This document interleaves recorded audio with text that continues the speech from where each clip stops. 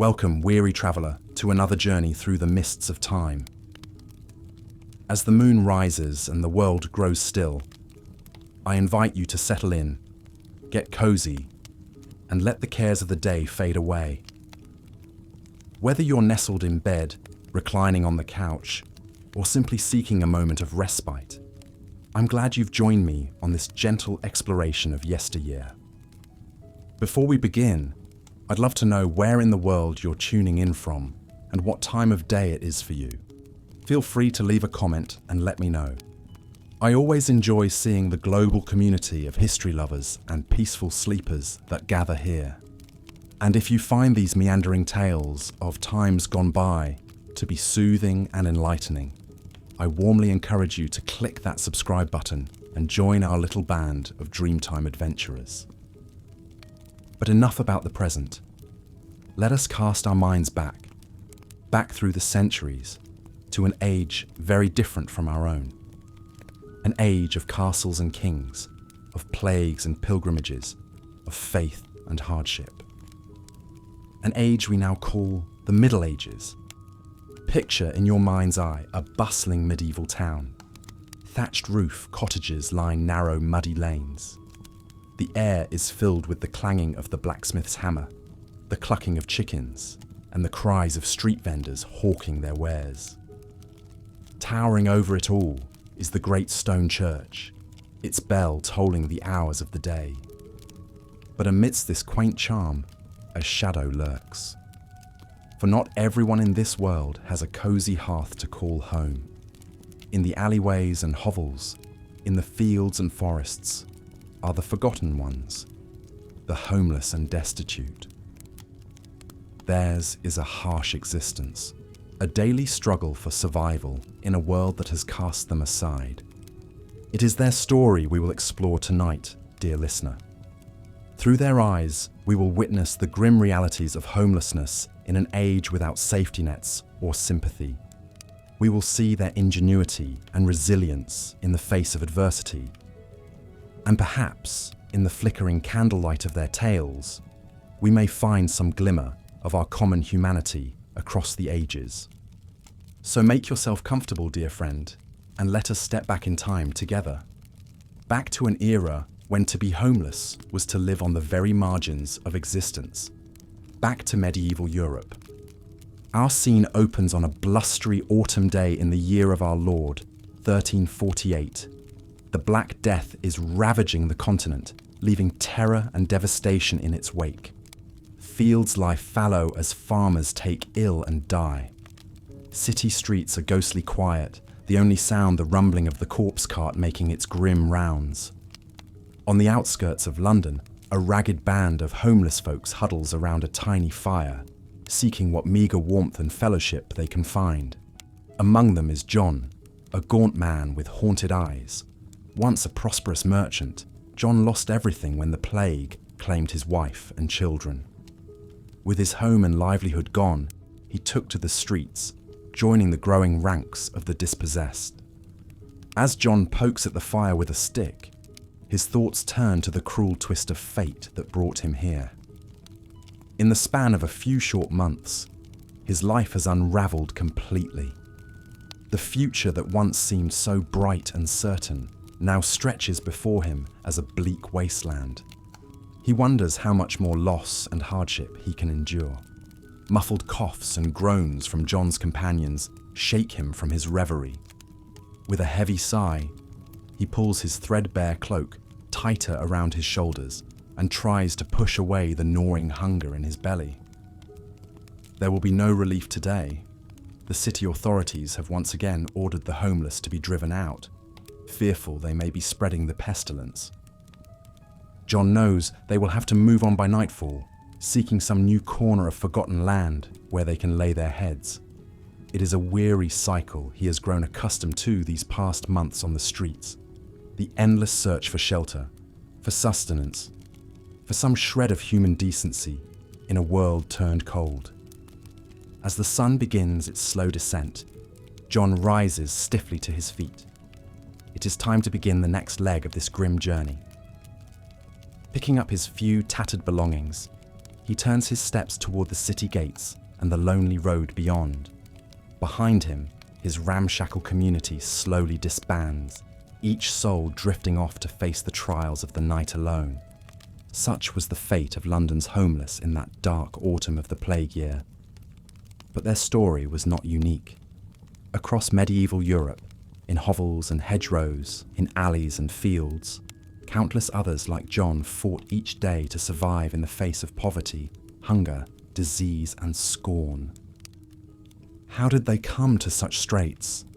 What daily indignities and dangers did they face? And what slim shreds of light punctuated the bleakness of their existence? These are the questions that will guide us as we make our way through this hidden history. But fear not, gentle listener. Ours will be a quiet, measured journey, meandering like a pilgrim through the landscapes of the distant past. So, as the day's final light fades and the candles burn low, let your mind drift back with me to a time long ago, when to have no home was to live ever at the mercy of an unforgiving world. Medieval Europe was a place of extremes, where splendor and squalor existed side by side. For every grand cathedral or gleaming castle, there were a dozen hovels and shanties housing the poorest of the poor. It was a world in which the divide between the haves and have-nots was stark and often brutally enforced.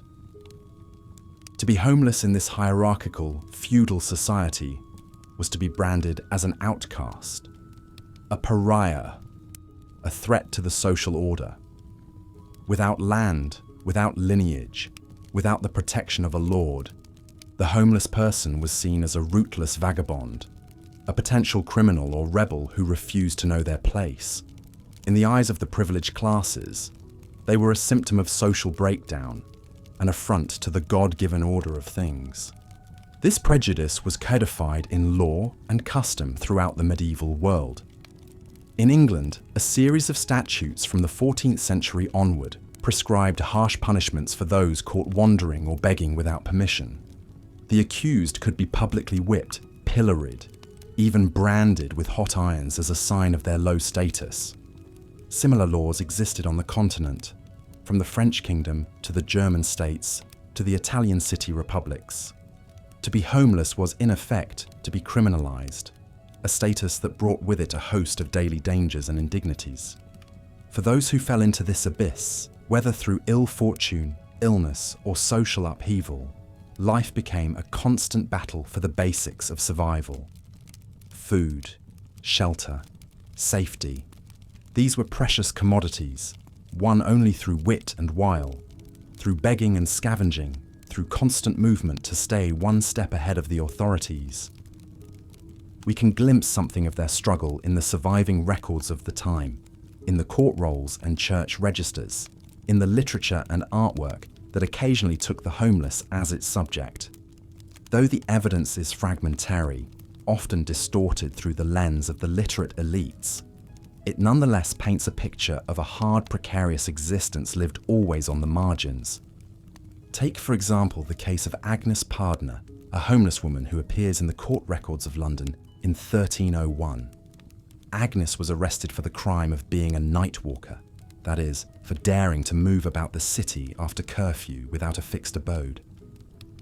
In her testimony, recorded by the court scribe, Agnes pleads for mercy. She explains that she is a widow with 2 small children, forced onto the streets after the death of her husband, a labourer. With no family to take her in and no means of support, Agnes had no choice but to beg by day and seek what furtive shelter she could find by night, always fearing arrest. Her story was a common one, echoed in countless variations across the urban centres of Europe. For the homeless widow, the orphaned child, the crippled veteran, the leper cast out by fearful neighbours, the streets were a last resort, a perilous refuge from a world that had no place for them. How did they survive in the face of such adversity? What small comforts or fleeting joys lightened their burdens? As we sift through the historical record, we can catch glimmers of their resilience, their ingenuity, their quiet fortitude in the face of a hostile world. We see it in the makeshift shelters they built on the edges of towns, lean-tos of scavenged wood and thatch, nestled in the spaces between buildings or in abandoned lots. We see it in the begging bowls they carved from gourds or fashioned from clay, vessels for the alms that were their lifeblood. We see it in the songs and stories they shared around guttering fires, tales of better times and brighter places, of saints and heroes who looked with pity on the poor. And we see it in the fragile communities they built in the midst of their wanderings, bands of outcasts who looked out for one another, sharing what meagre food and warmth they could muster. These are the hidden histories we will trace in the hours ahead, as the night deepens and the world grows hushed. Through the eyes of the medieval homeless, we will contemplate the extremes of the human condition, the cruelty and callousness of which we are capable, but also the compassion and fellowship without which we cannot survive. So let us gather close now, you and I, as the wind whispers secrets of ages past. Let us open our hearts to these long-forgotten lives, these distant mirrors of our own fears and hopes. And in their faded footsteps, perhaps we may find some echo of our common path as wanderers on this fragile earth. As the chill of night descends and the last embers fade in the fire pits, huddled figures can be seen scattered in the shadows. Wrapped in tattered cloaks, they seek what meagre shelter they can, a dry spot beneath a bridge, an abandoned shed, or merely the lee side of a stone wall to break the wind. These are the homeless of medieval Europe, and their plight was a grim one indeed. Life on the streets in the Middle Ages was a relentless struggle for survival. The fortunate ones might find a sympathetic soul to take them in for a night or a scrap of food to quiet their grumbling bellies. But for most, each day brought only gnawing hunger, biting cold, and the constant threat of disease or violence. It's hard to imagine the depths of suffering they endured. One such soul was a man named Thomas. Records from a 14th century London court tell his story in terse, unfeeling lines of ink. Thomas was a labourer, but an injury left him unable to work. With no family to turn to and no means to support himself, he was cast out onto the streets. Night after night, he huddled in a doorway, his only warmth a small fire kindled from bits of scavenged wood. The court record notes that Thomas was arrested for vagrancy and begging. The penalty was a public whipping to deter others from such idleness. One can almost feel the sting of the lash and hear the jeers of the crowd as this broken man was punished for the crime of poverty. Such was the callousness of the age towards those who had fallen through the cracks. Thomas was just one of a multitude of homeless in medieval England. It's estimated that as much as half the population lived on the knife's edge of destitution. A single failed harvest or bout of illness could be all it took to plunge a family from subsistence into homelessness. And once on the streets, it was fiendishly hard to claw one's way back out. This precariousness was woven into the very fabric of medieval society. The feudal system that governed much of Europe was a rigid hierarchy, with the wealthy elite at the top and the landless poor at the bottom. For the homeless, there was no lower rung on the ladder to sink to. They were the disregarded refuse of a system that had no place for them. Adding to their misery were the frequent wars, plagues and famines that ravaged the land. Invading armies would burn and pillage, sending waves of refugees fleeing from the destruction. The Black Death snuffed out millions of lives, leaving ghost towns in its wake and orphaned children wandering the roads. And when the harvests failed and starvation stalked the land, it was always the poorest who suffered most. Through it all, the homeless persevered as best they could. Some banded together for safety and companionship, forming makeshift communities on the edges of towns. They erected lean-tos from cast-off planks and huddled around campfires to ward off the chill. It was a hard, hand-to-mouth existence, but at least they had each other. One such community sprang up outside the walls of Paris in the 15th century. Called the Court of Miracles, it was a sprawling encampment that was home to hundreds of beggars, thieves, and drifters. By day, they fanned out into the city to ply their trades. Some with legitimately, others less so.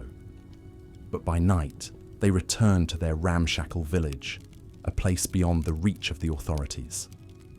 The court took its ironic name from the supposed miracles that occurred there each evening.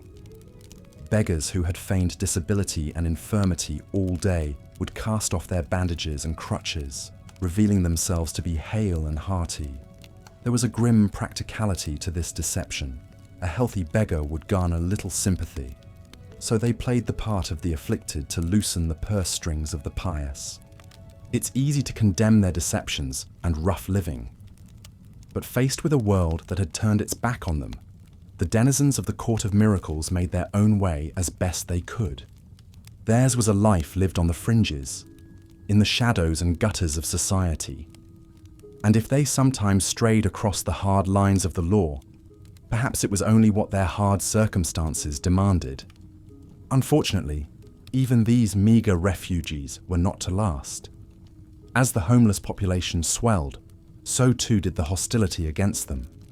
Towns began to crack down, seeing them as a blight and a threat to public order.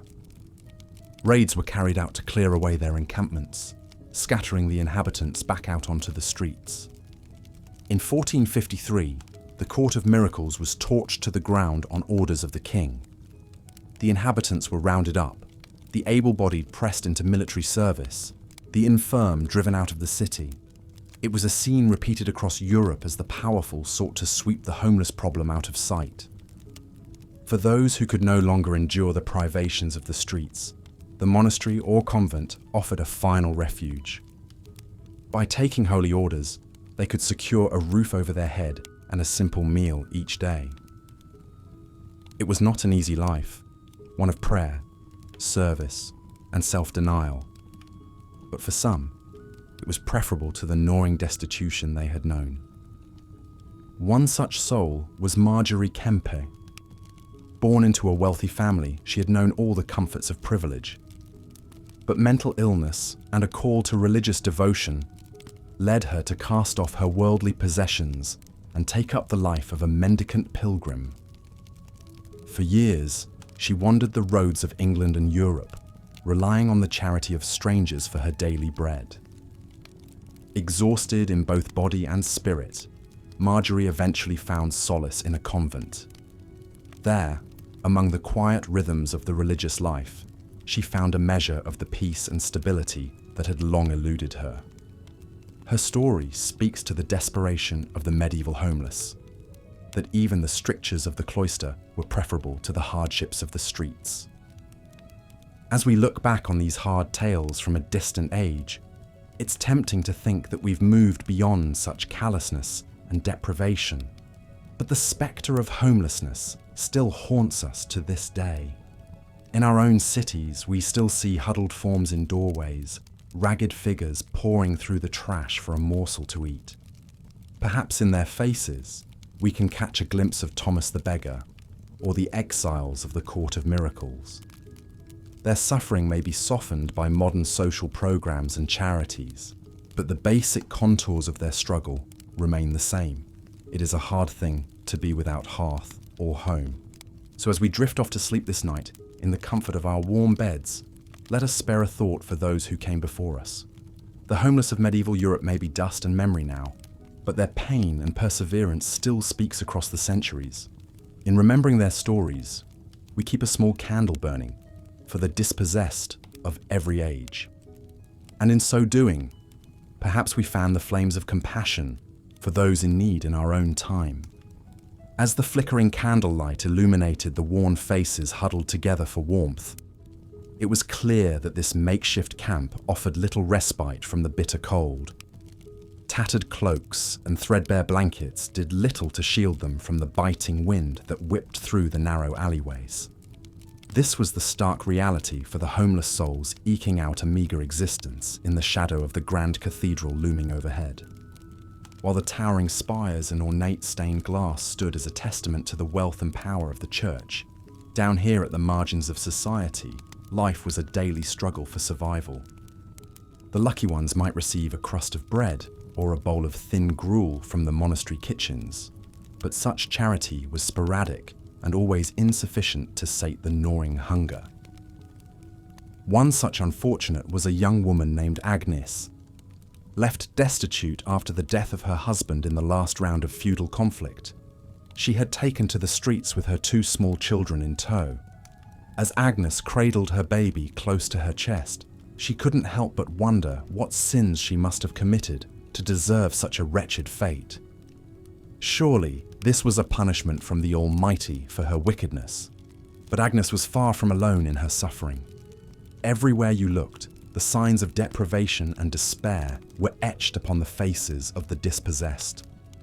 Sunken eyes peered out from dirt-smeared faces, and skeletal limbs poked out from under ragged smocks. The stench of unwashed bodies and festering sores mingled with the ever-present odor of human waste that filled the gutters. It's hard for us to imagine the sheer scale of homelessness in the Middle Ages. Conservative estimates suggest that in some towns and cities, as much as half the population lacked any sort of permanent shelter. The ranks of the homeless were swelled by a perfect storm of factors, from the ceaseless warfare that ravaged the countryside to the frequent famines that left whole villages starving. But perhaps the biggest driver of homelessness was the oppressive system of feudalism that governed medieval society. Under this hierarchy, the vast majority of people were effectively bound to the land, forced to toil for their noble masters in exchange for a meagre subsistence.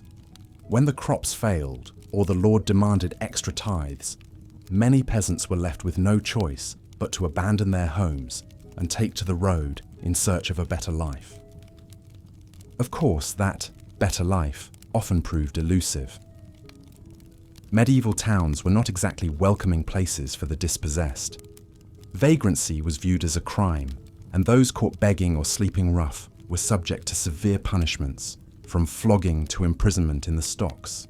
For a glimpse of just how precarious life could be for the medieval homeless, we can look to the harrowing story of Thomas Weston. Born into a humble peasant family, Thomas had the misfortune of coming of age during the Great Famine that struck England in the early 14th century. As the crops withered in the fields and food prices soared, Thomas and his family were forced to abandon their small plot of land and seek alms in the nearby town of Bristol. But their timing could not have been worse. The town was already teeming with desperate souls driven from the countryside, and the authorities were in no mood for mercy. Thomas and his elderly father were arrested for begging and sentenced to a day in the stocks. As they sat there, exposed to the jeers and insults of the townsfolk, Thomas's father succumbed to his hunger and exhaustion, slumping over dead in the afternoon sun. Thomas would spend the next 3 years living hand to mouth on the streets, dodging the watchful eyes of the constables and fighting off starvation with whatever scraps he could scrounge.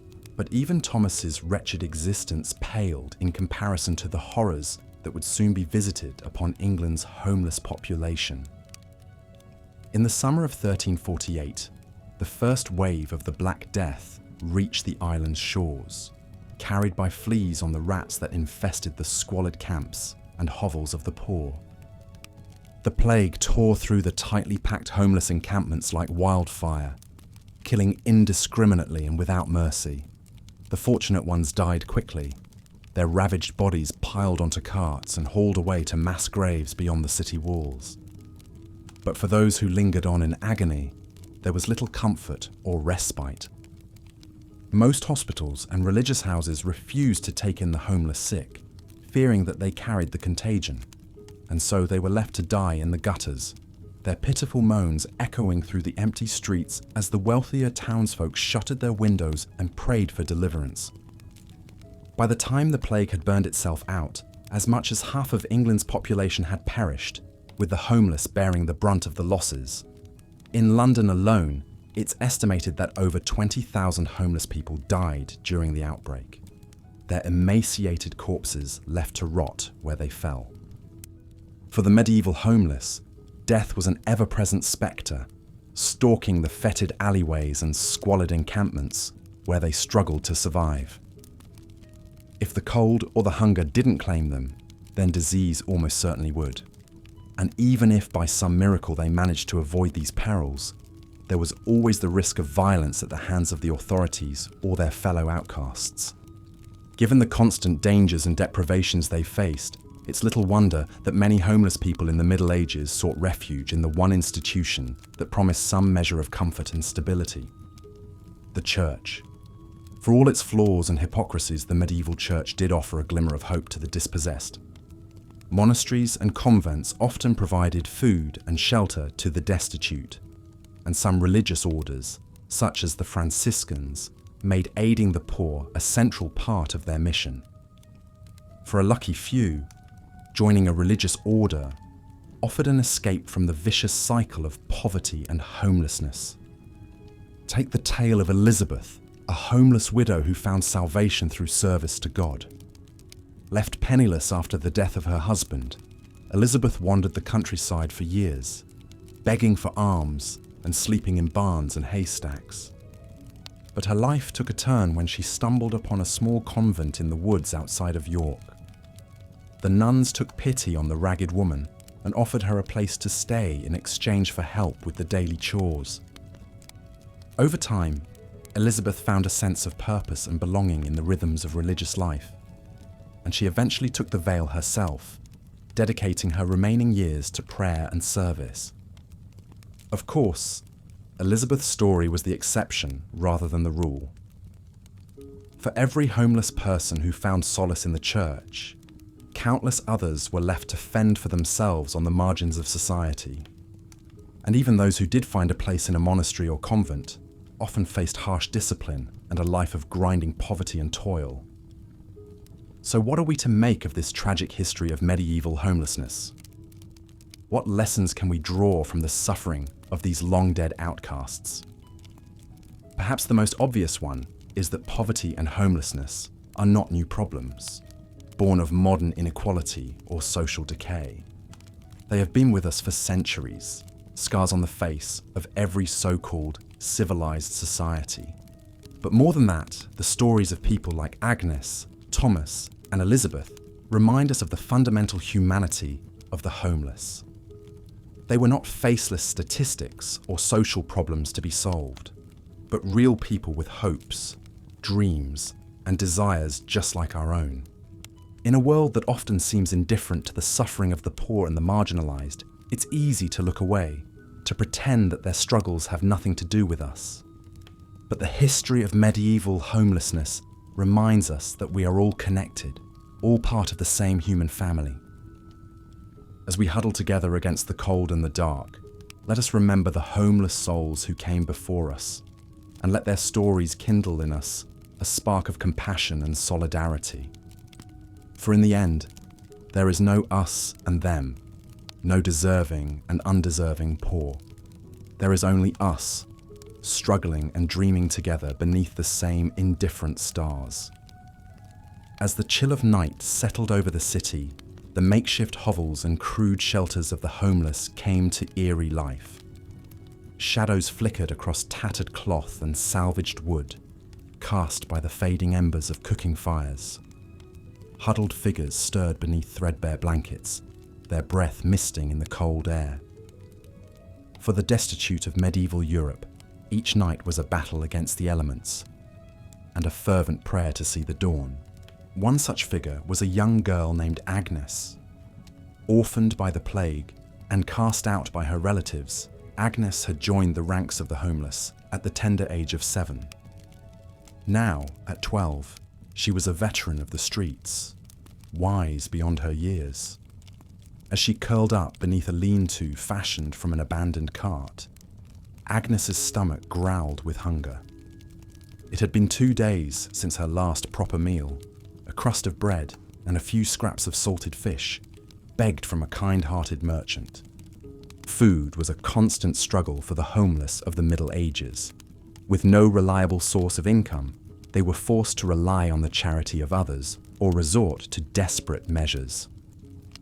Begging was a common sight on the streets of medieval towns, with the destitute pleading for scraps and alms. However, as the numbers of homeless grew, so too did the laws against vagrancy and loitering. Many towns imposed harsh punishments on those caught begging, from public floggings to imprisonment in the stocks. For young Agnes, the risk of arrest was a daily reality. She had learned to be quick and cunning, darting through the crowds with her hand outstretched, then disappearing into the labyrinth of alleyways before the authorities could catch her. On a good day, she might collect a few copper coins, enough to buy a meagre meal. But on a bad day, when the merchants turned their backs and the townsfolk hurried past, Agnes was forced to seek out other options. One such option was scavenging. The streets and gutters of medieval cities were littered with refuse, from rotting vegetables to discarded bones. For the desperate, this detritus could mean the difference between life and death. Agnes had become an expert at picking through the garbage, seeking out morsels that were still edible. She had learned which taverns threw out the best scraps, and which back alleys were home to the most bountiful dung heaps. But even scavenging had its risks. Competition among the homeless was fierce, and fights over particularly choice bits of refuse were not uncommon. Agnes bore the scars of such conflicts, a jagged wound across her cheek from a rival's makeshift blade. She had learned to be fast and vicious, striking first and showing no mercy. In the world of the medieval homeless, compassion was a luxury few could afford. As Agnes curled tighter beneath her thin blanket, her thoughts turned to the coming day. She would rise with the sun and begin her daily rounds, scouring the streets for any opportunity to fill her belly. Perhaps the baker would be in a generous mood, or a passing nobleman might toss a coin in her direction. Or perhaps she would be forced to take more desperate measures, risking the wrath of the law for a chance at survival. For now, though, Agnes allowed herself a moment of rest. The night was cold and the ground was hard, but for a few precious hours, she could escape the gnawing hunger and the constant fear. In her dreams, she was warm and safe, with a full belly and a roof over her head. It was a fleeting fantasy, but it was enough to carry her through to another dawn. As Agnes drifted off to sleep, her story was just one of countless others playing out across medieval Europe. For the homeless of this era, life was a constant struggle, a daily battle against hunger, disease, and despair. But even in the darkest of times, there were glimmers of hope, moments of kindness and compassion that reminded them of their shared humanity. One such moment came in the form of a wandering friar, a man named Brother Luc. Born to a wealthy family in southern France, Luc had renounced his worldly possessions and taken a vow of poverty, dedicating his life to serving the poor and the sick. As he traveled the roads of Europe, he witnessed firsthand the suffering of the homeless and was moved to action. In each town he visited, Brother Luc sought out the most destitute and downtrodden, offering them not just food and alms, but also spiritual comfort and guidance. He listened to their stories and offered prayers for their well-being, treating them with a dignity and respect that was all too rare in medieval society. For Agnes, Brother Luc was a beacon of hope in a bleak world. She had first encountered him on a particularly desperate day, when hunger and exhaustion had left her curled up in a doorway, too weak to move. The friar had knelt beside her, offering her a sip of water and a gentle touch on the shoulder. He had stayed with her for hours, telling her stories of the saints and the love of God, until she had found the strength to sit up and accept the bread he offered. From that day forward, Agnes looked for Brother Luc whenever he passed through her town. She would seek him out in the market square or outside the church, eager for a kind word and a moment of human connection. The friar always greeted her with a smile and a blessing, pressing a coin or a crust of bread into her palm. But Brother Luc's kindness extended beyond just material aid. He also offered Agnes and the other homeless a sense of spiritual nourishment, a reminder that they were not forgotten or forsaken by God. In a world that saw them as little more than vermin, the friar treated them as children of the divine, worthy of love and compassion. One day, as Brother Luke was preparing to leave town, he took Agnes aside and pressed a small wooden cross into her hand. "Keep this with you, my child," he said, his eyes full of warmth. "Let it remind you that you are never alone, and that God's love is always with you." Agnes clutched the cross tightly, feeling its rough edges dig into her palm. It was a small thing, just a simple piece of wood, but to her it was a treasure beyond measure. In a life filled with uncertainty and hardship, it was a tangible reminder of hope, a symbol of the kindness and compassion that could still be found in the darkest of places. As Brother Luke walked away, disappearing into the crowded streets, Agnes felt a sudden pang of loss. The friar had been a bright spot in her bleak existence, a source of comfort and strength. But she knew that his mission was bigger than just one homeless girl, that there were countless others who needed his help and guidance. Clutching the wooden cross to her chest, Agnes whispered a silent prayer for Brother Luke's safety and well-being. She prayed that he would continue to bring light and hope to the dark corners of the world, and that his example would inspire others to act with kindness and compassion. As the sun began to set over the town, Agnes set out in search of a place to sleep. The streets were already filling with shadows, and the chill of night was creeping in. But for the first time in a long while, Agnes felt a flicker of something like hope in her heart. The road ahead was long and uncertain, but she knew that she was not alone. With Brother Luke's cross in her hand and his words in her heart, she had the strength to face whatever lay ahead. Agnes's story, like so many others, was a testament to the resilience and courage of the medieval homeless. In a world that offered them little more than scorn and neglect, they found ways to survive and even thrive, relying on their wits, their resourcefulness, and their unshakable sense of human dignity. It was a lesson that would echo down through the centuries, a reminder that even in the darkest of times, there is always room for hope and compassion. And as the homeless of the Middle Ages faded into history, their stories would live on, a testament to the enduring strength of the human spirit.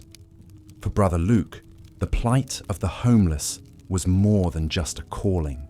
It was a sacred duty, a mission that he had sworn to fulfill with every fibre of his being. As he walked the roads of Europe, he carried with him not just his meagre possessions, but also the weight of countless lives, the hopes and dreams of the destitute and the forgotten. In each town he visited, Brother Luke sought out the most wretched and forlorn, those who had been cast aside by society and left to fend for themselves. He found them huddled in doorways and alleys, shivering beneath tattered blankets and scraps of cloth. He saw the hunger in their eyes and the despair in their hearts, and he knew that he could not turn away. With a gentle touch and a kind word, Brother Luke would kneel beside them, offering what comfort and solace he could.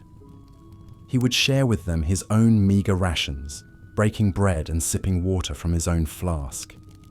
And he would listen to their stories, bearing witness to their pain and their sorrow. Many of the homeless he encountered were victims of circumstance, cast out by a cruel and unforgiving world. Some had lost their homes to war or famine, while others had been driven from their villages by plague or persecution. Still others had been born into poverty, never knowing the warmth of a hearth or the comfort of a full belly. But no matter their origins or their circumstances, Brother Luke saw in each of them a spark of the divine, a glimmer of the God who had created them in his own image. He knew that they were not defined by their poverty or their misfortune, but by the unquenchable fire of their human spirit. And so, he ministered to them, not just with bread and water, but with the balm of human kindness. He listened to their fears and their sorrows, offering words of comfort and encouragement. He prayed with them and for them, calling down the blessings of heaven upon their weary heads. In the face of so much suffering and despair, it would have been easy for Brother Luke to lose heart, to succumb to the darkness that seemed to press in from all sides. But he clung to his faith like a lifeline, drawing strength from the conviction that God's love was stronger than any earthly sorrow. And so he pressed on, day after day, town after town, carrying the light of hope into the darkest corners of the world. He knew that his mission was a humble one, that he could not hope to solve the vast and intractable problem of medieval homelessness. But he also knew that every act of kindness, no matter how small, was a victory in the battle against despair.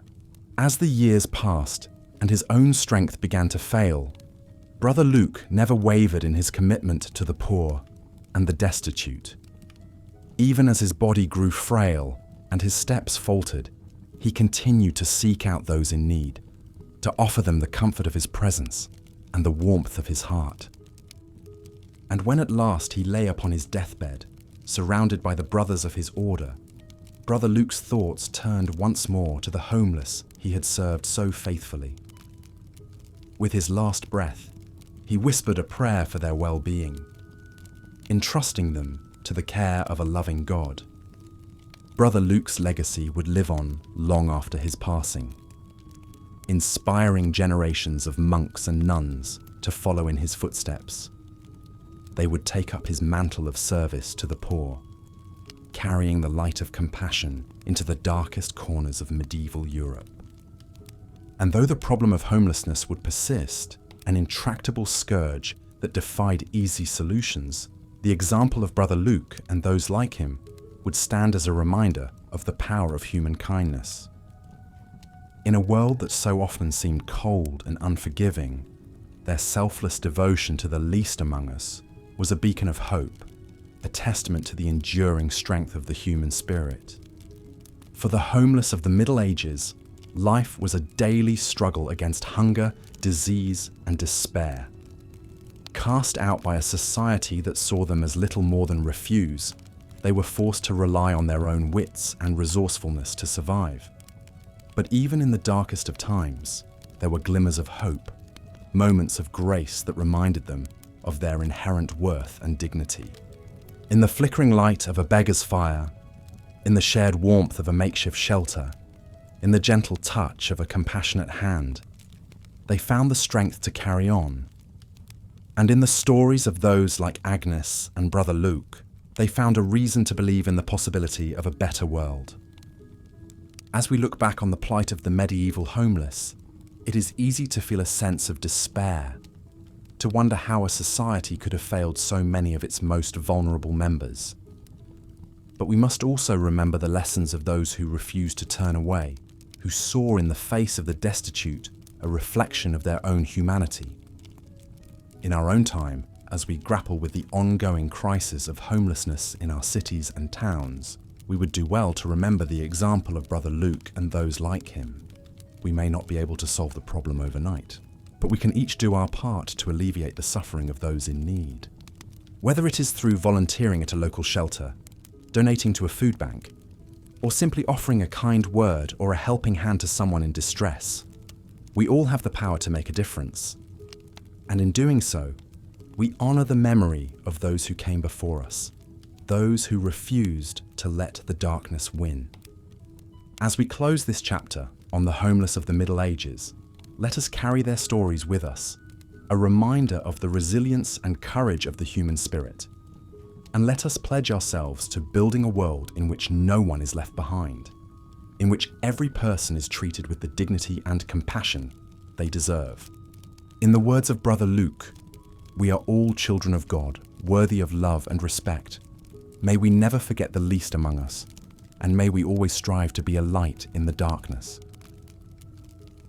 As the sun dipped below the horizon, casting long shadows across the muddy streets, the town of Ipswich settled into an uneasy quiet.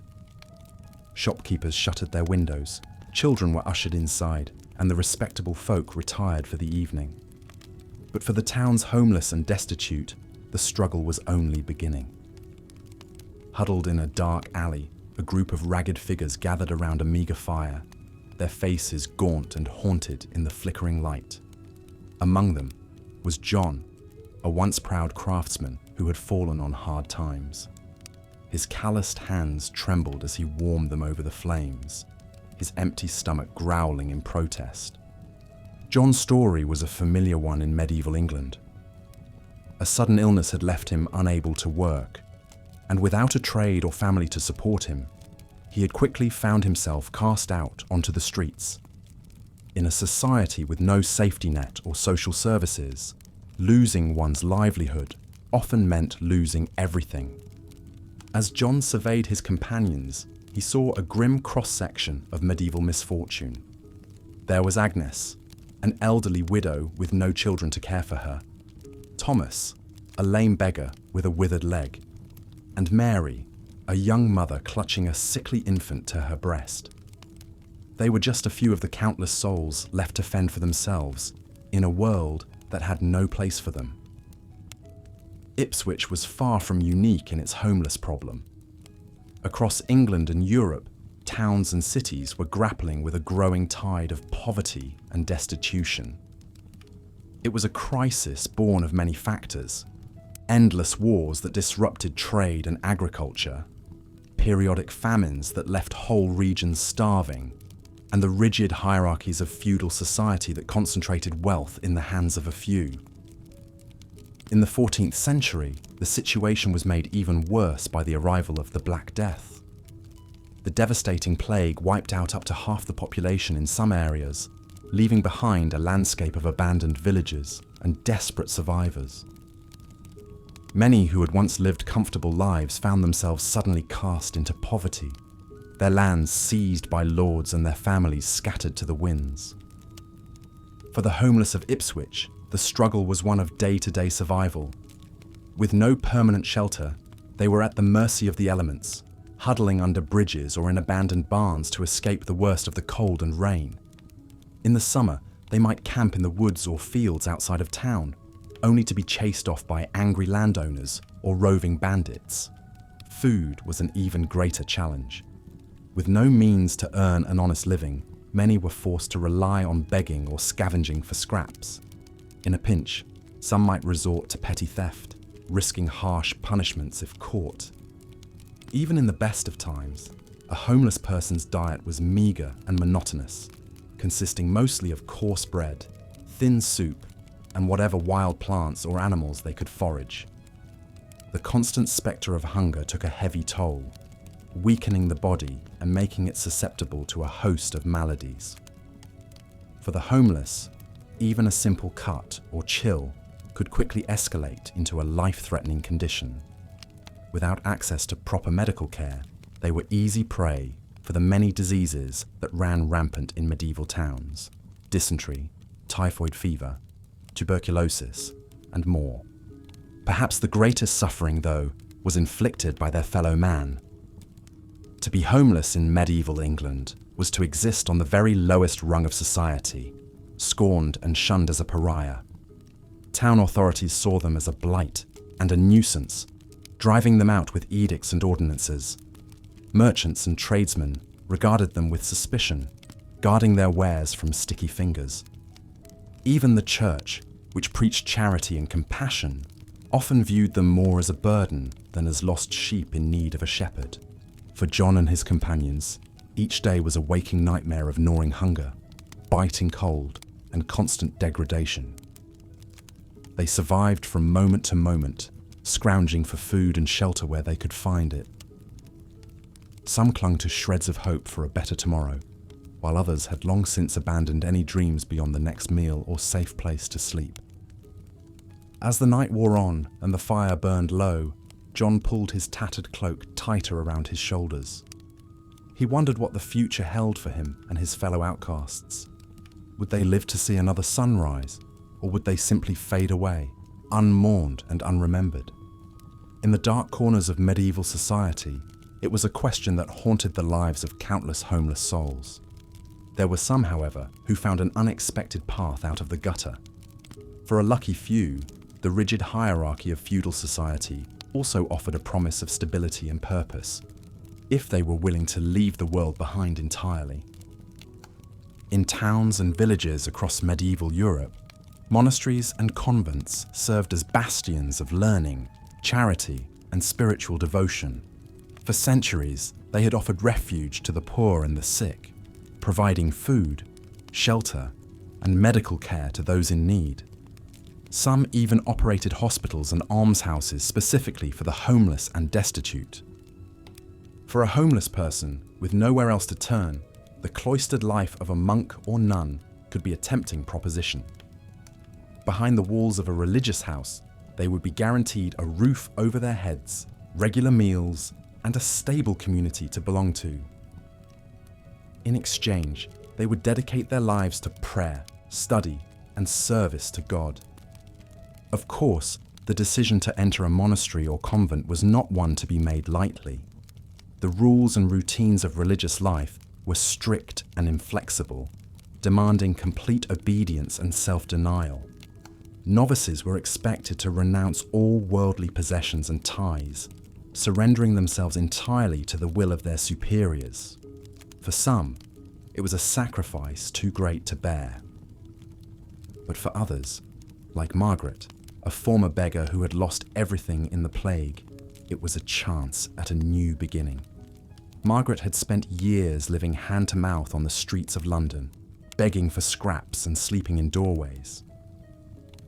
When a kind-hearted nun had taken pity on her and offered her a place in the convent, she had leapt at the chance. As a novice, Margaret had struggled at first to adjust to the rigors of religious life.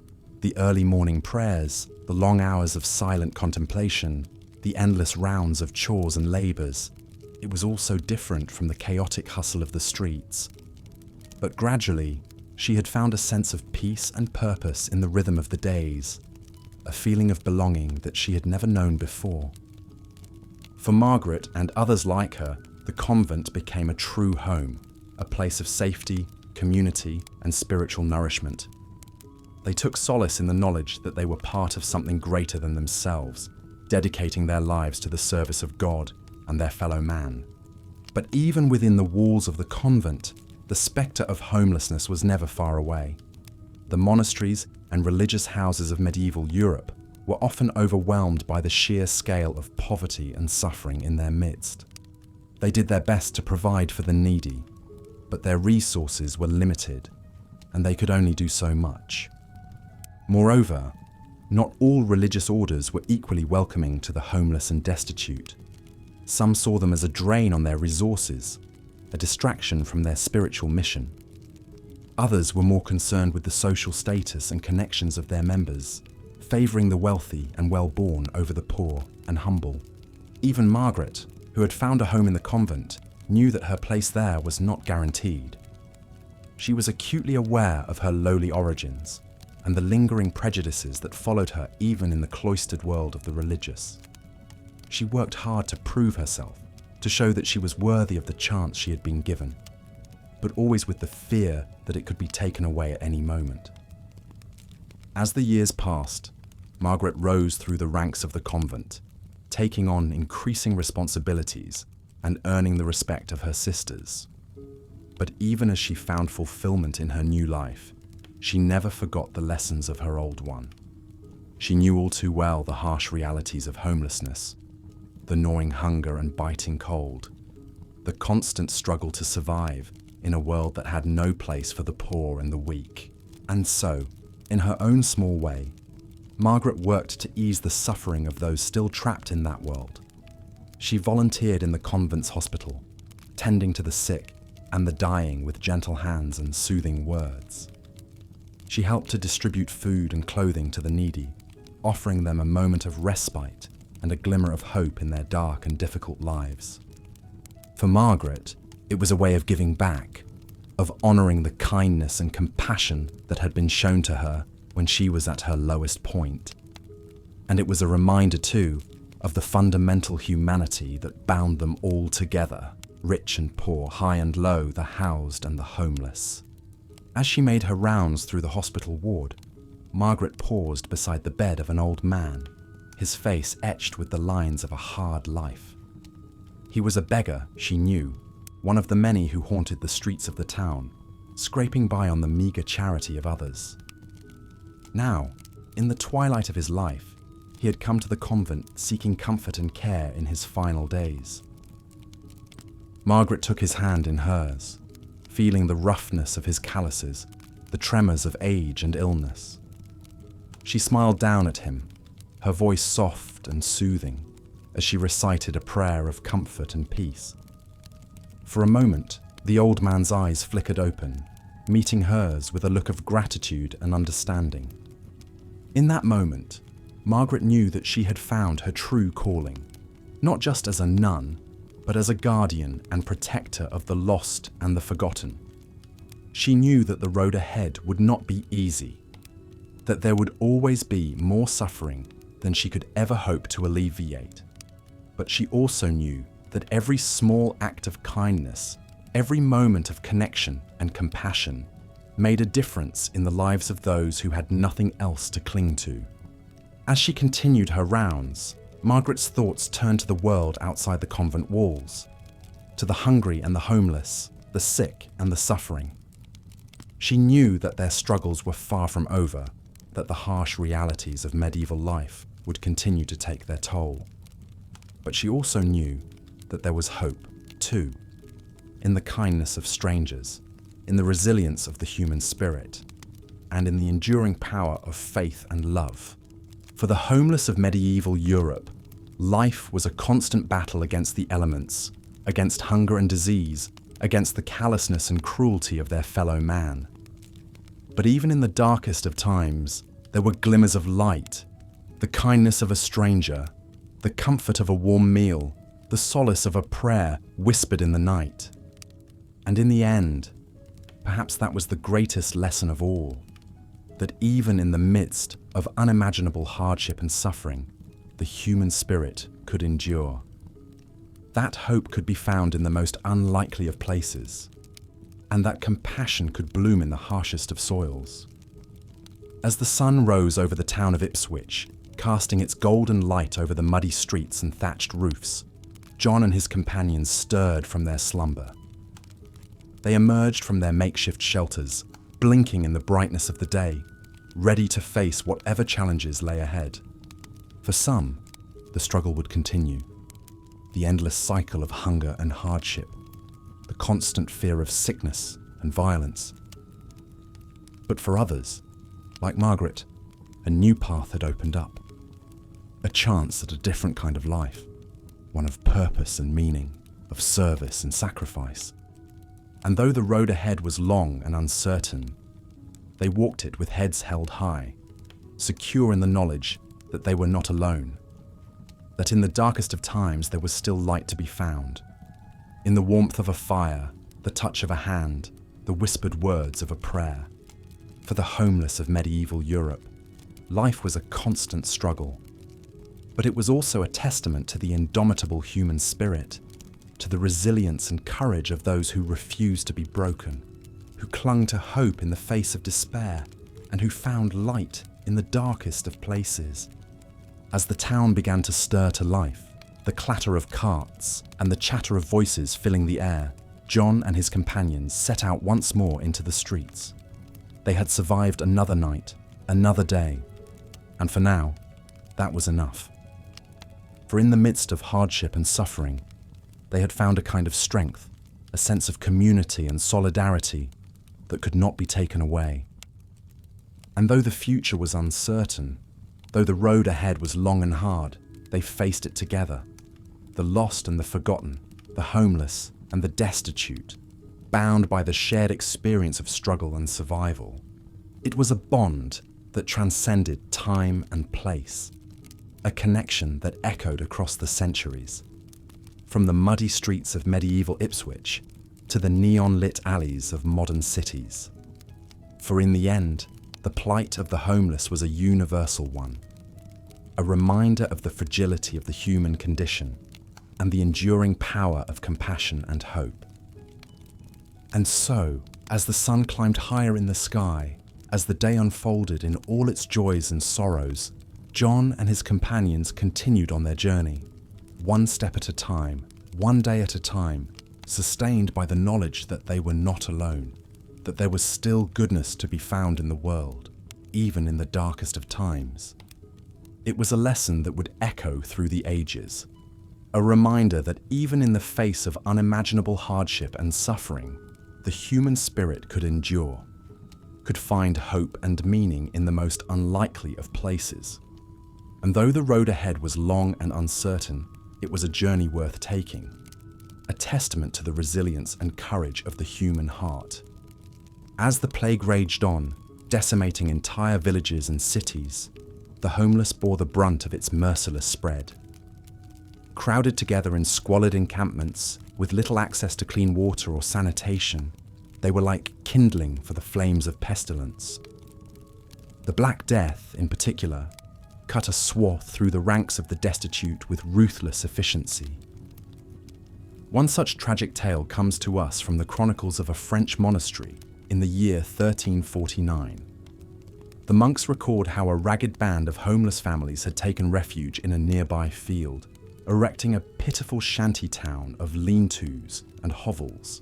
As the plague crept ever closer, the monks took pity on these wretched souls and began bringing them meagre rations of bread and ale.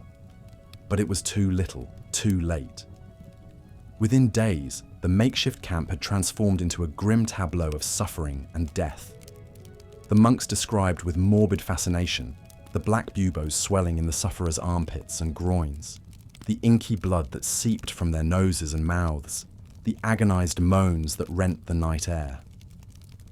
One by one, the homeless succumbed to the pestilence, their bodies dragged into mass graves by the few surviving monks clad in heavy leather cloaks and masks stuffed with sweet-smelling herbs to ward off the miasma. In the end, not a soul was spared from that ill-fated band of vagrants.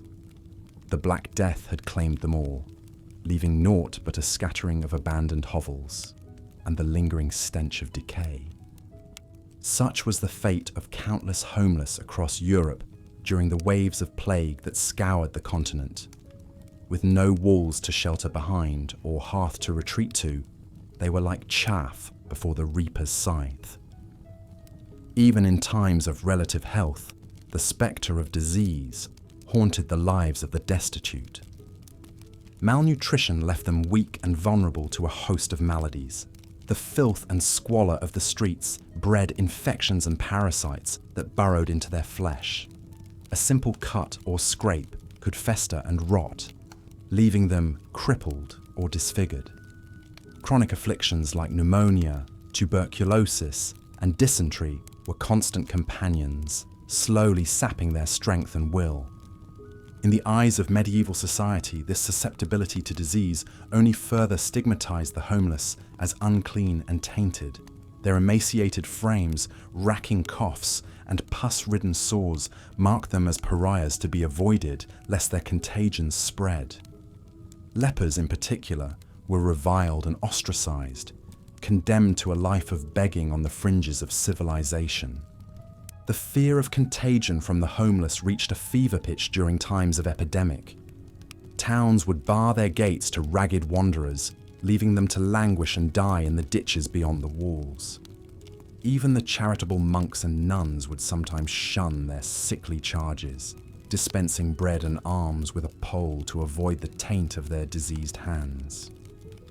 For the destitute of the Middle Ages, each day was a Sisyphean struggle against the ravages of illness and infirmity.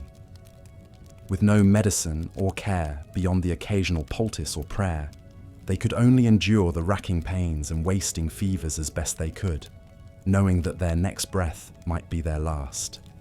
It is a grim irony that in death, the homeless finally found a measure of equality with their more fortunate peers. Rich and poor alike were fodder for the plague's insatiable maw. In the charnel pits and mass graves, the bones of princes mingled freely with those of paupers. But even this morbid democracy was short-lived. As the wheels of industry and commerce ground to a halt, the need for cheap labour skyrocketed. Suddenly, the once reviled homeless were seen as a resource to be exploited. able-bodied vagrants were rounded up and impressed into work gangs, toiling in the fields and mines for a pittance of bread and shelter. Those deemed too weak or infirm to work were simply cast aside, left to die in the gutters and alleyways. In some cases, the destitute were actively persecuted, scapegoated as the cause of the plague by dint of their perceived sinfulness and impurity. Across Europe, homeless encampments were put to the torch, their inhabitants beaten and driven out like mangy dogs. Even in death, the homeless were denied the basic dignities accorded to their wealthier counterparts. While the rich and noble were interred in ornate tombs and sepulchres, the indigent were dumped unceremoniously into unmarked pits, their passing unmourned and unremembered. As the plague burned itself out and life slowly returned to a semblance of normalcy, the plight of the homeless once again faded into the background of medieval society's consciousness. The able-bodied drifted back into the anonymity of itinerant labour, wandering from town to town in search of work and sustenance. The infirm and elderly returned to their familiar haunts in the almshouses and poorhouses, eking out a meagre existence on the charity of the church and the occasional kind-hearted soul. But the scars of the pestilence lingered long in the collective memory of the destitute. For generations, the spectre of plague haunted their dreams and tinged their waking hours with a sense of foreboding. They knew all too well the cruel caprices of fate that could strike down the mightiest lord and the lowliest serf with equal impunity. In many ways, the plight of the homeless in the face of plague was a microcosm of their larger struggle for survival in the harsh and unforgiving world of the Middle Ages. Beset on all sides by hunger, cold, violence, and disease, they scraped and scrabbled for every morsel of food, every scrap of shelter, every shred of human dignity. It is a testament to the indomitable resilience of the human spirit that so many managed to endure in the face of such unrelenting adversity. Against all odds, they found small moments of solace and camaraderie in the shared hardships of the streets. They forged bonds of mutual aid and protection, pooling their meager resources to help the weakest among them survive another day. And in the darkest depths of despair, some even managed to find a flicker of hope and purpose. In the cloistered walls of the monasteries and convents, a lucky few discovered a refuge from the chaos and cruelty of the outside world. Here, they could shed the rags and filth of their former lives and don the simple robes of a monastic order. For these fortunate souls, the regimented routines of prayer, work, and contemplation offered a welcome respite from the daily grind of survival. In the service of a higher power, they found a sense of meaning and belonging that had eluded them in the dog-eat-dog world of the streets. But even within the sanctified halls of the church, the spectre of poverty and want was never far away. Many monasteries and convents struggled to feed and clothe the throngs of homeless that flocked to their gates, straining their meager resources to the breaking point. In some cases, the flood of indigent refugees threatened to overwhelm the very institutions that sought to help them. Monks and nuns found themselves stretched thin, torn between their vows of charity and the practical realities of keeping their communities afloat. Tensions simmered and sometimes boiled over as the haves and have-nots jostled for position within the cloistered walls. For the homeless who managed to secure a foothold in these religious orders, life was far from easy. They were expected to work long hours in the fields and workshops, toiling alongside their more well-heeled brethren to keep the monastery running smoothly. They were held to the same strict standards of piety and obedience, their every move scrutinized for signs of backsliding or moral turpitude. And yet, for many, it was a price worth paying for the simple assurances of a roof over their head, a meal in their belly, and a modicum of human dignity. In the structured rhythms of monastic life, they found a measure of purpose and predictability that had eluded them in the chaos of the streets. Of course, Not all religious orders were equally welcoming to the homeless and destitute. Some viewed them as little more than a drain on their resources, a distraction from their higher calling. In these communities, the poor were treated as second-class citizens, subjected to harsh discipline and menial labor, while being denied the full rights and privileges of the order. One poignant example comes from the records of a Benedictine abbey in the 14th century England. The abbey's chronicles speak of a homeless woman named Agnes, who sought refuge within its walls during a particularly brutal winter. Despite her obvious need, the abbot was reluctant to admit her, seeing her as little more than a burden on the community's already strained resources. Only after much pleading and prostration did he relent, allowing Agnes to take the veil as a lay sister. But her new life was far from an idyllic respite. She was relegated to the abbey's scullery, forced to toil long hours, scrubbing pots and hauling water for her more privileged sisters. Despite the backbreaking labour and constant indignities, Agnes persevered, finding small moments of grace in the simple rhythms of monastic life. In the quiet of the chapel, she could lose herself in the soaring harmonies of the choir, her spirit transported beyond the drudgery of her earthly existence. And in the fleeting camaraderie of her fellow lay sisters, she found a sense of kinship and belonging that had always eluded her on the streets. Together, they shared stories of their former lives, their hopes and dreams, their fears and sorrows. In the flickering light of a candle, they could almost forget the cruel realities that had brought them to this place. For Agnes and countless others like her, the monastery represented a fragile lifeline in a world that had little use for the poor and dispossessed. It was a tenuous existence, to be sure, always at the mercy of the whims and prejudices of their more privileged brethren. But it was a life, nonetheless, a chance to carve out some small measure of dignity and meaning in a world that had long since written them off. As we reflect on the plight of the homeless in the Middle Ages, it is easy to see echoes of their struggles in our own time. The same forces of poverty, displacement, and social stigma that drove so many to the margins of medieval society are still very much with us today. In the huddled forms sleeping rough on our city streets, in the gaunt faces lining up at our soup kitchens and shelters, we can see the same desperation and resilience that animated the lives of the medieval poor. Their stories may be separated by centuries, but the underlying human struggles remain the same. Perhaps, in studying the past, we can find some measure of wisdom and compassion to guide us in the present. By understanding the complex web of social, economic, and cultural factors that gave rise to homelessness in the Middle Ages, we can begin to untangle the knotty problems of our own era. And in the quiet acts of charity and solidarity that punctuated even the darkest chapters of medieval history, we can find glimmers of hope for our own troubled times. In the simple act of breaking bread with a homeless neighbour, of offering a kind word or a helping hand, we can begin to bridge the yawning chasms of class and circumstance that divide us. For in the end, the story of homelessness in the Middle Ages is not just a chronicle of suffering and despair.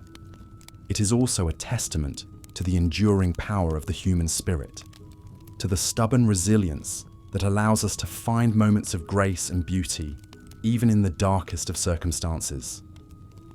As we close this chapter on the homeless of the medieval world, let us carry their stories with us as a reminder of our shared humanity. Let us honour their struggles and their triumphs, their sorrows and their joys. And let us work to build a world where no one is left to fend for themselves on the unforgiving streets.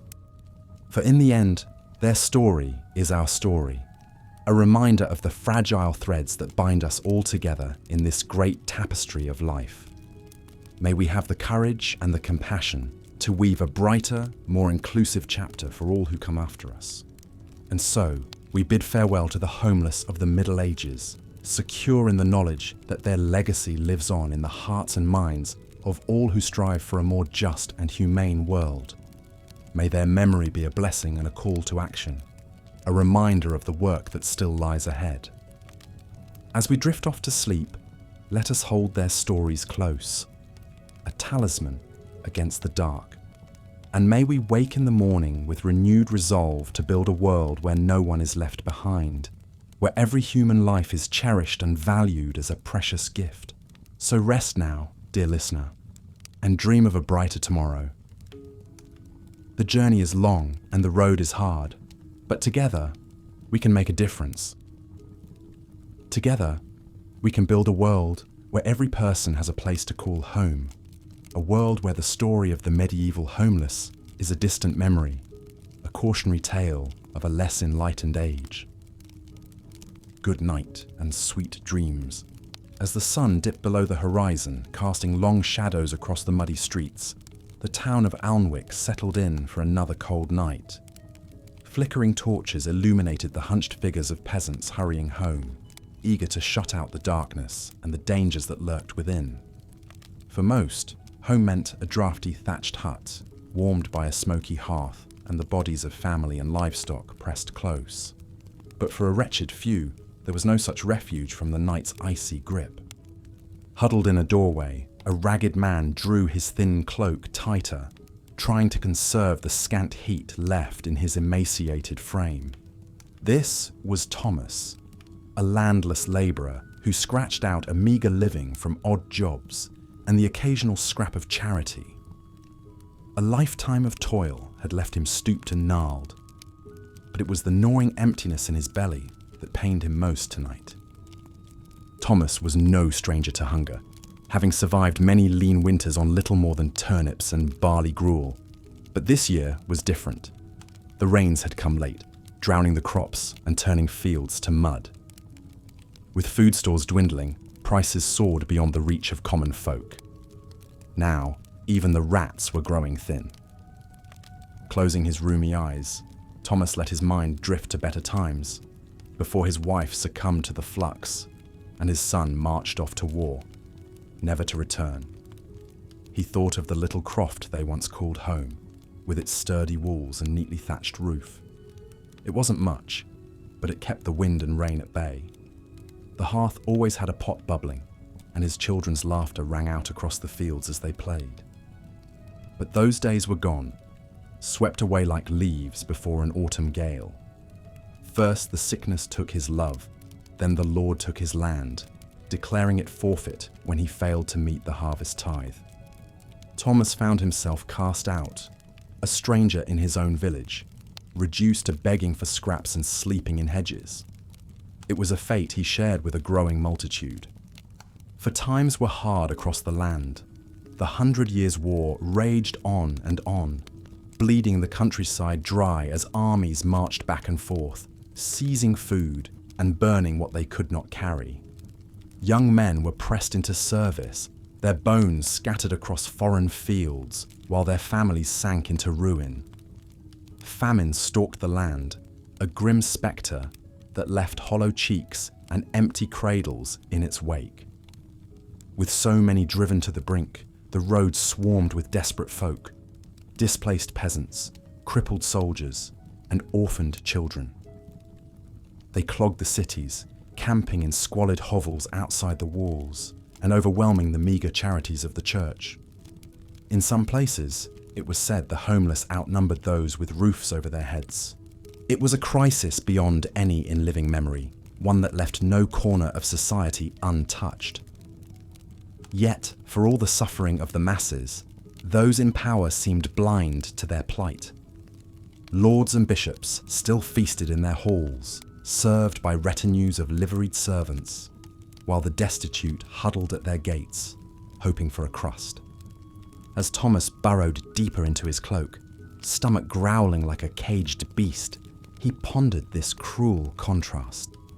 How could a land of such plenty, graced by God's abundance, leave so many to waste away in squalor and despair? Were not all men children of the Almighty, owed a portion of his bounty? Such questions haunted Thomas as he drifted into a fitful sleep, one eye open against cutpurses and rogues. They were riddles beyond the ken of a simple man, the province of learned scholars who passed the mysteries of heaven and earth. All Thomas knew was the ache in his bones and the hole in his heart, the gnawing sense that the world had gone askew. As the first pale fingers of dawn crept across the sky, Thomas roused himself from his cramped shelter. His joints creaked in protest as he unfolded his long limbs, breath puffing in the frigid air. Stomping circulation back into his numb feet, he cast his gaze towards the town's square, where the market stalls were beginning to bustle with activity. Perhaps today would bring a chance for odd work, an errand to run or a load to haul in exchange for a hunk of bread or a swig of ale. It was a slender hope, but one that had sustained him through many a bleak morning. With a muttered prayer on his cracked lips, Thomas set off into the growing crowds, just one more anonymous figure amid a sea of need. As he navigated the muddy lanes, Thomas passed scenes that had grown all too familiar. Ragged children huddled around guttering cook fires, wizened crones hawking scavenged wares, crippled beggars pleading for alms with outstretched bowls. They were the flotsam of a kingdom in turmoil, cast adrift by the tides of war and want. Among these sorry spectres, a few stood out, their stories whispered from beggar to beggar like treasured heirlooms. There was Mad Martha, who lost her wits when her family perished of the pox, and now wandered the streets, babbling prophecies of doom. Or One-Eyed Jack, a veteran of Crécy, who traded tales of chivalry and gore for a place by the hearth.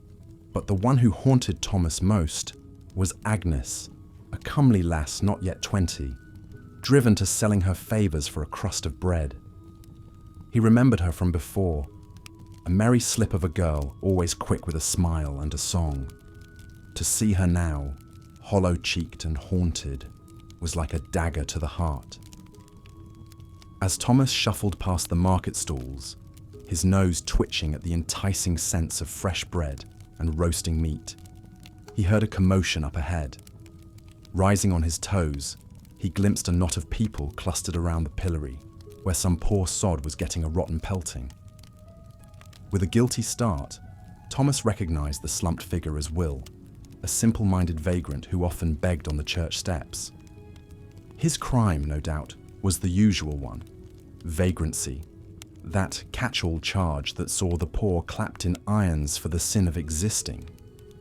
In a world where the wealthy jealously guarded their privilege, the sight of the needy was an affront, a blight to be swept from the streets, and so the homeless were harried from town to town, whipped and branded like stray dogs.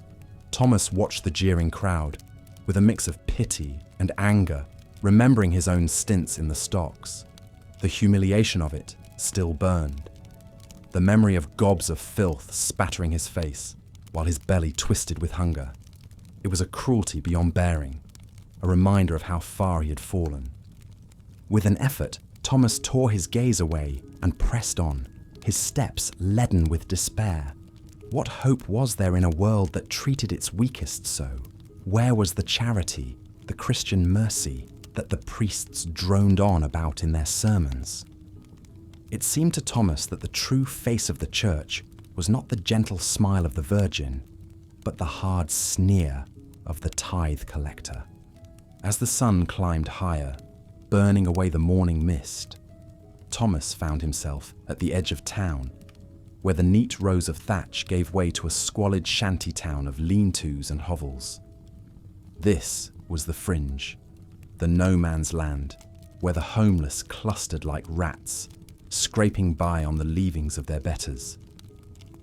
The stench hit him like a fist, a miasma of unwashed bodies, human waste and despair.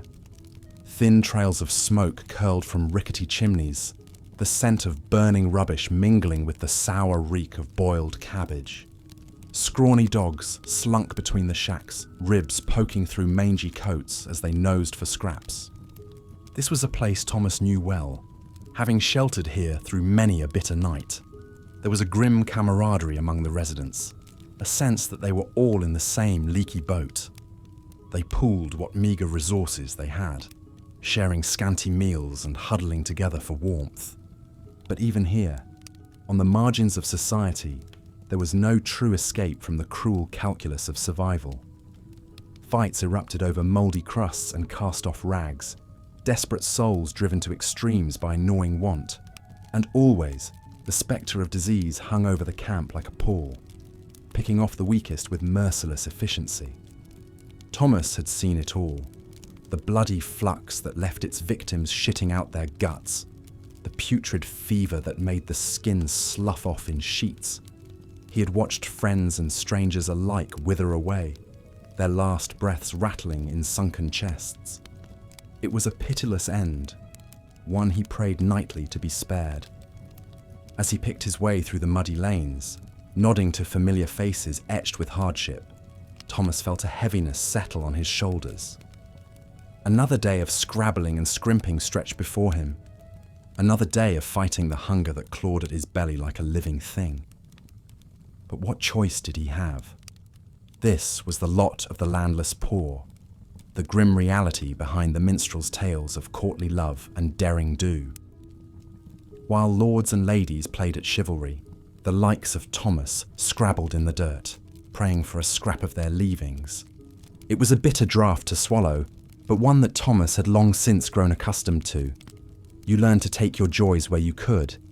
A kind word from a stranger, a bit of salted pork stretched over a week. You clung to those moments of grace like a drowning man to driftwood, praying they would be enough to see you through. And so, as the sun reached its zenith, Thomas set about his daily ritual of survival, begging a crust here, hauling a load there, always with one eye on the horizon for trouble. It was a precarious dance, one where a single misstep could mean the difference between a full belly and an empty grave. But dance it he would, for as long as his weary legs could carry him. Because in a world where kings and bishops turned blind eyes to the suffering of their flock, where the very earth seemed to groan under the weight of so much misery, what else could a man do but endure? This was the lot of the homeless in medieval times, a tale of grim survival against impossible odds. It was a story seldom told in the tapestries and chronicles of the age, lost in the shadow of shining deeds and courtly intrigues. But for those like Thomas, for the countless souls huddled in doorways and hovels, it was a story etched in blood and hunger, in the ache of empty bellies and the chill of winter nights. It was a story of the forgotten, the dispossessed, the ones left to rot in the margins of a world that had no place for them. And yet, even in the depths of their despair, they endured. They clung to life with a stubborn tenacity, a refusal to let the darkness claim them. In their ragged bands and squalid camps, they found a grim sort of fellowship, a sense that they were not alone in their suffering. It was a bond forged in shared hardship, a kinship of the forgotten. And though it might not fill their bellies or mend their rags, it gave them something to cling to, a flicker of light in the gathering gloom. For in the end, what else did they have but each other? In a world that had cast them aside, left them to scrabble in the muck like beasts, they found a strange sort of solace in their shared misery. It was a cold comfort, to be sure, but one that saw them through many a bleak night. And so they endured, these lost souls of the Middle Ages. They endured through famine and plague, through the indifference of the mighty and the scorn of the comfortable. They endured because they had no choice, because to give in to despair was to let the darkness win. Their names might be lost to history, their struggles forgotten in the mists of time, but in their endurance, in their stubborn refusal to let the world break them, they left a legacy all their own. A testament to the indomitable spirit of the human soul, to the unquenchable spark that burns within us all. It is a legacy that echoes down through the ages, a reminder that even in the darkest of times, hope endures. For as long as there are those who suffer, who cry out for justice in a world that seems deaf to their pleas, the spirit of the forgotten will never truly die. And so we remember them, these lost souls of the Middle Ages. We remember their struggles, their sorrows, their small triumphs snatched from the jaws of despair. We remember them not as statistics or footnotes, but as flesh and blood, as brothers and sisters in the great human family. In doing so, we honor their memory and the memories of all those who have been left behind by the march of history.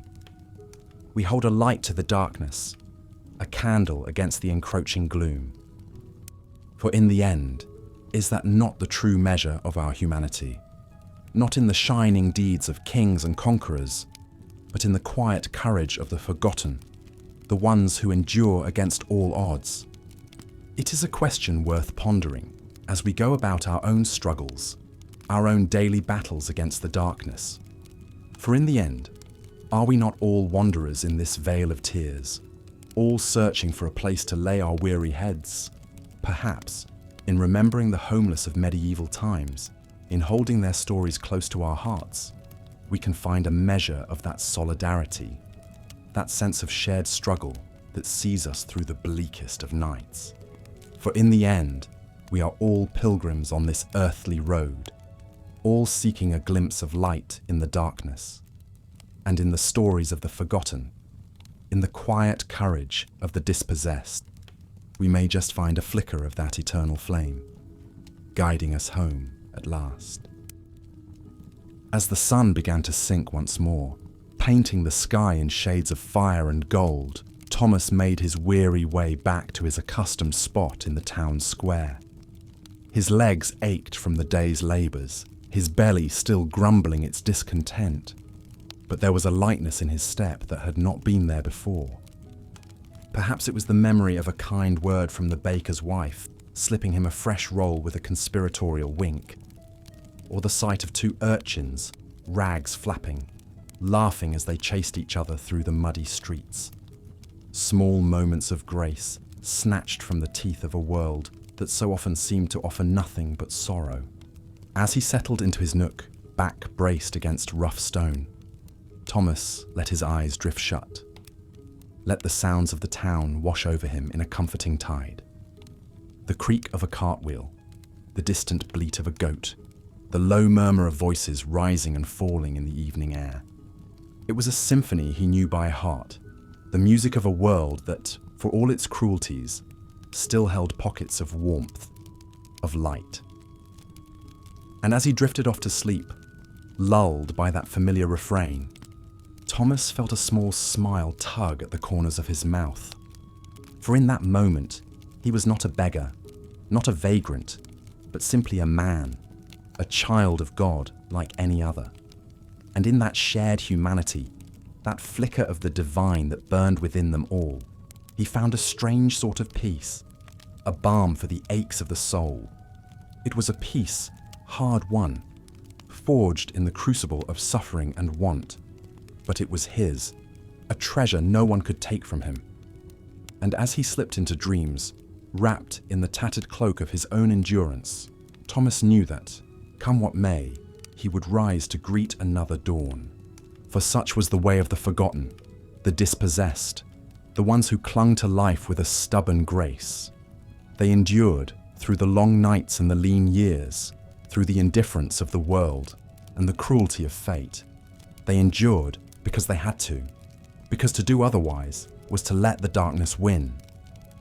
And in that endurance, that quiet defiance of a world that would see them broken, they found a strength beyond measure, a light that no shadow could dim.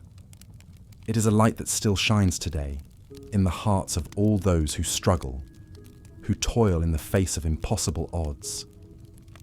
It is the light of hope, of resilience, of the unquenchable human spirit. And as we remember the homeless of medieval times, as we hold their stories close and draw strength from their courage, we keep that light burning, a beacon for all those who wander in the dark. For in the end, we are all pilgrims on this earthly road, all seeking a way through the wilderness of our days. And in the footsteps of the forgotten, in the echoes of their quiet triumph, we may just find the path that leads us home. So let us remember them, these lost souls of history, Let us hold their memory close, a talisman against the gathering dark. And in doing so, let us find the courage to endure, to hope, to love in the face of all that would see us broken. For in the end, that is the true legacy of the forgotten.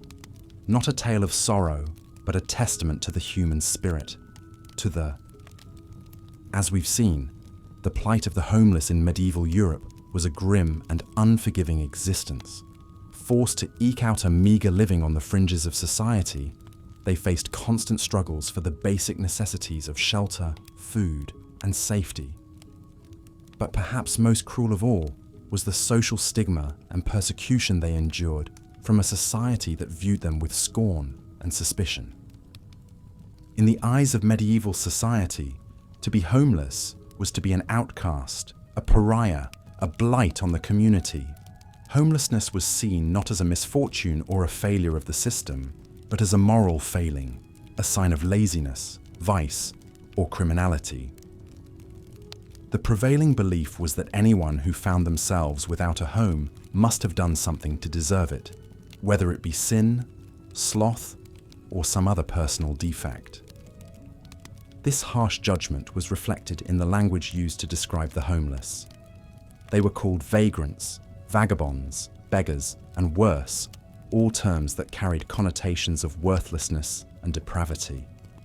In legal statutes and official proclamations, they were often lumped together with other undesirables like lepers, prostitutes, and thieves. To be homeless was to be tainted, corrupted, a stain on the social fabric that needed to be cleansed. This stigma manifested in the way the homeless were treated by their fellow man. In towns and cities, they were often subjected to abuse, mockery, and physical violence. Passers-by would spit on them, hurl insults, or even pelt them with rotten food and refuse. Children would sometimes make a game of tormenting the homeless, poking them with sticks, or setting their meager possessions on fire. For the amusement of onlookers, some towns even held grotesque spectacles where homeless people were put in stocks and subjected to public humiliation and abuse. One particularly poignant example of this cruelty comes from the records of a small English town in the 14th century. A homeless man named John Howson was caught begging on the streets and brought before the local magistrate. As punishment for his vagrancy, Howson was sentenced to a day in the stocks, where he was to be pelted with rotten produce by the good citizens of the town. For hours, Howson endured a relentless barrage of putrid fruits and vegetables hurled by jeering townspeople.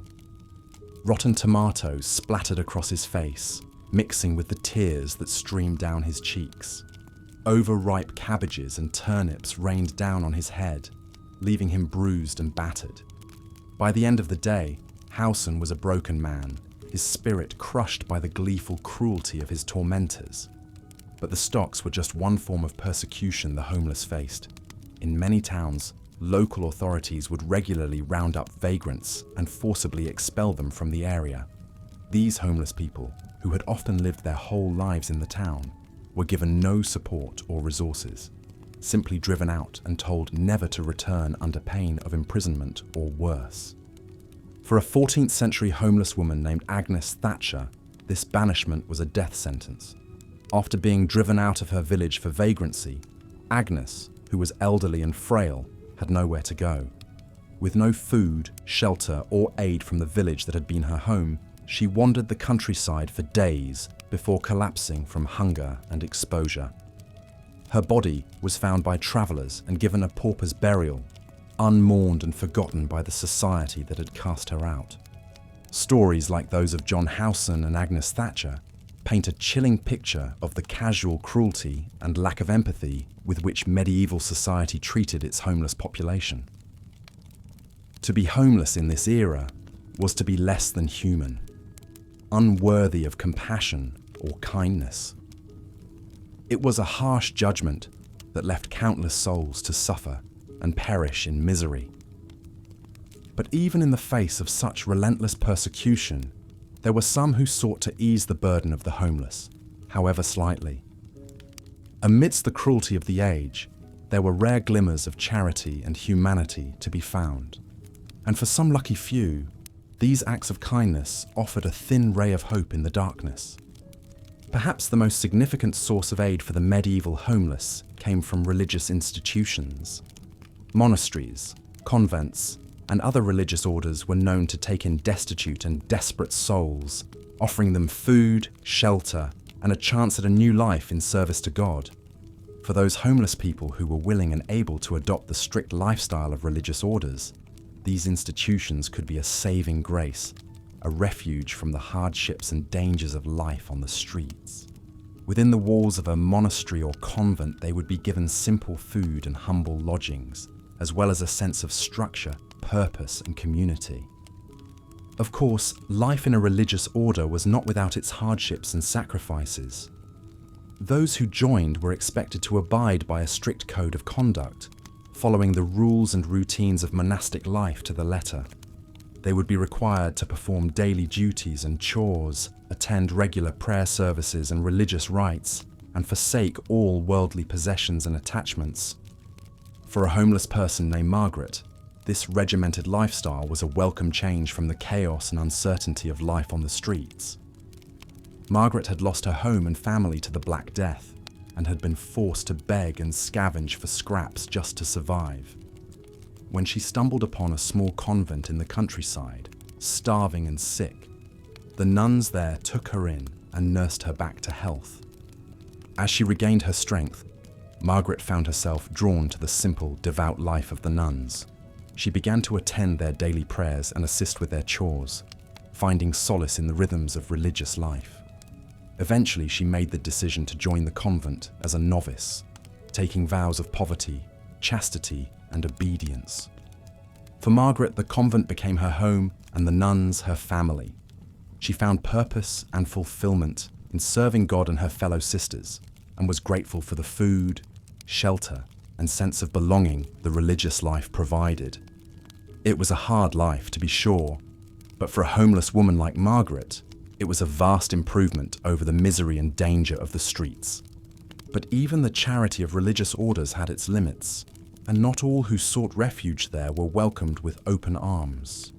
Many monasteries and convents, already struggling to feed and house their own members, simply did not have the resources to take in every desperate soul who came to their door. Some were forced to turn away the homeless and destitute, leaving them to fend for themselves in a hostile world. Moreover, even those homeless people who were taken in by religious orders often found themselves treated more as burdens than as equals. They were given the most menial tasks and the least comfortable accommodations, and were often subjected to harsh discipline and strict oversight. For some, the regimented life of the monastery or convent proved too restrictive, too stifling, and they chose to return to the streets, preferring the hardships of homelessness to the rigid constraints of religious life.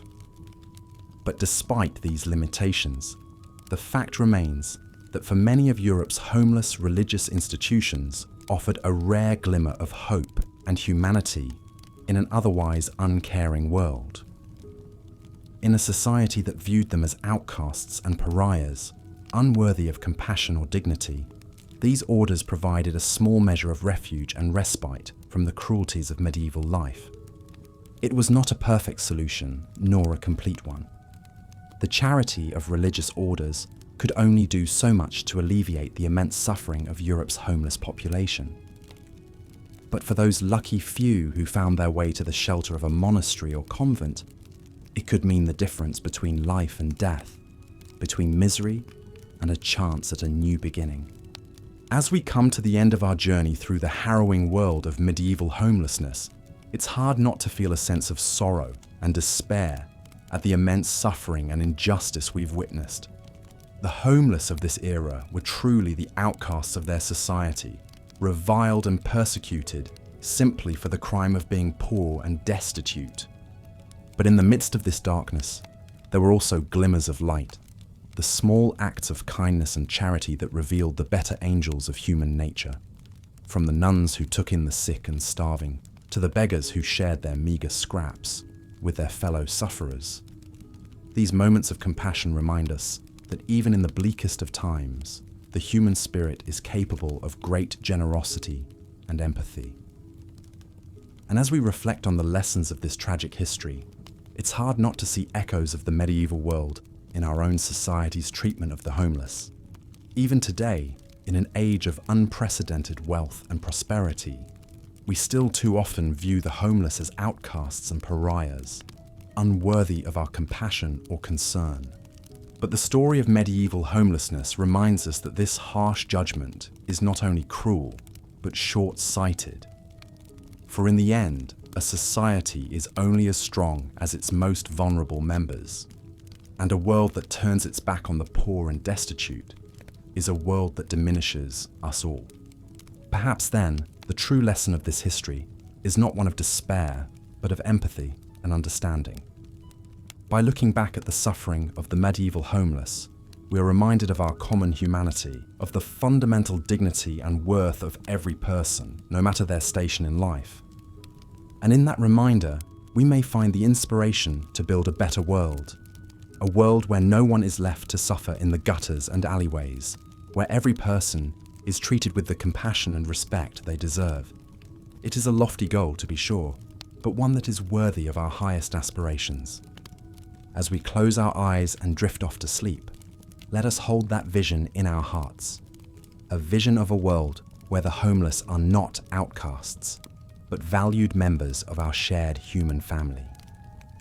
And let us dream of a future where the cruel lessons of medieval homelessness are not forgotten, but rather serve as a reminder of the work we still have left to do. The Black Death was absolutely devastating to medieval Europe's homeless population. This merciless plague spared no one, but it hit society's most vulnerable and destitute the hardest. Imagine the terror that must have gripped a homeless encampment as this mysterious disease started claiming lives. Picture a makeshift village of hovels and lean-tos, cobbled together from old timbers and cast-off rags on the muddy outskirts of a town.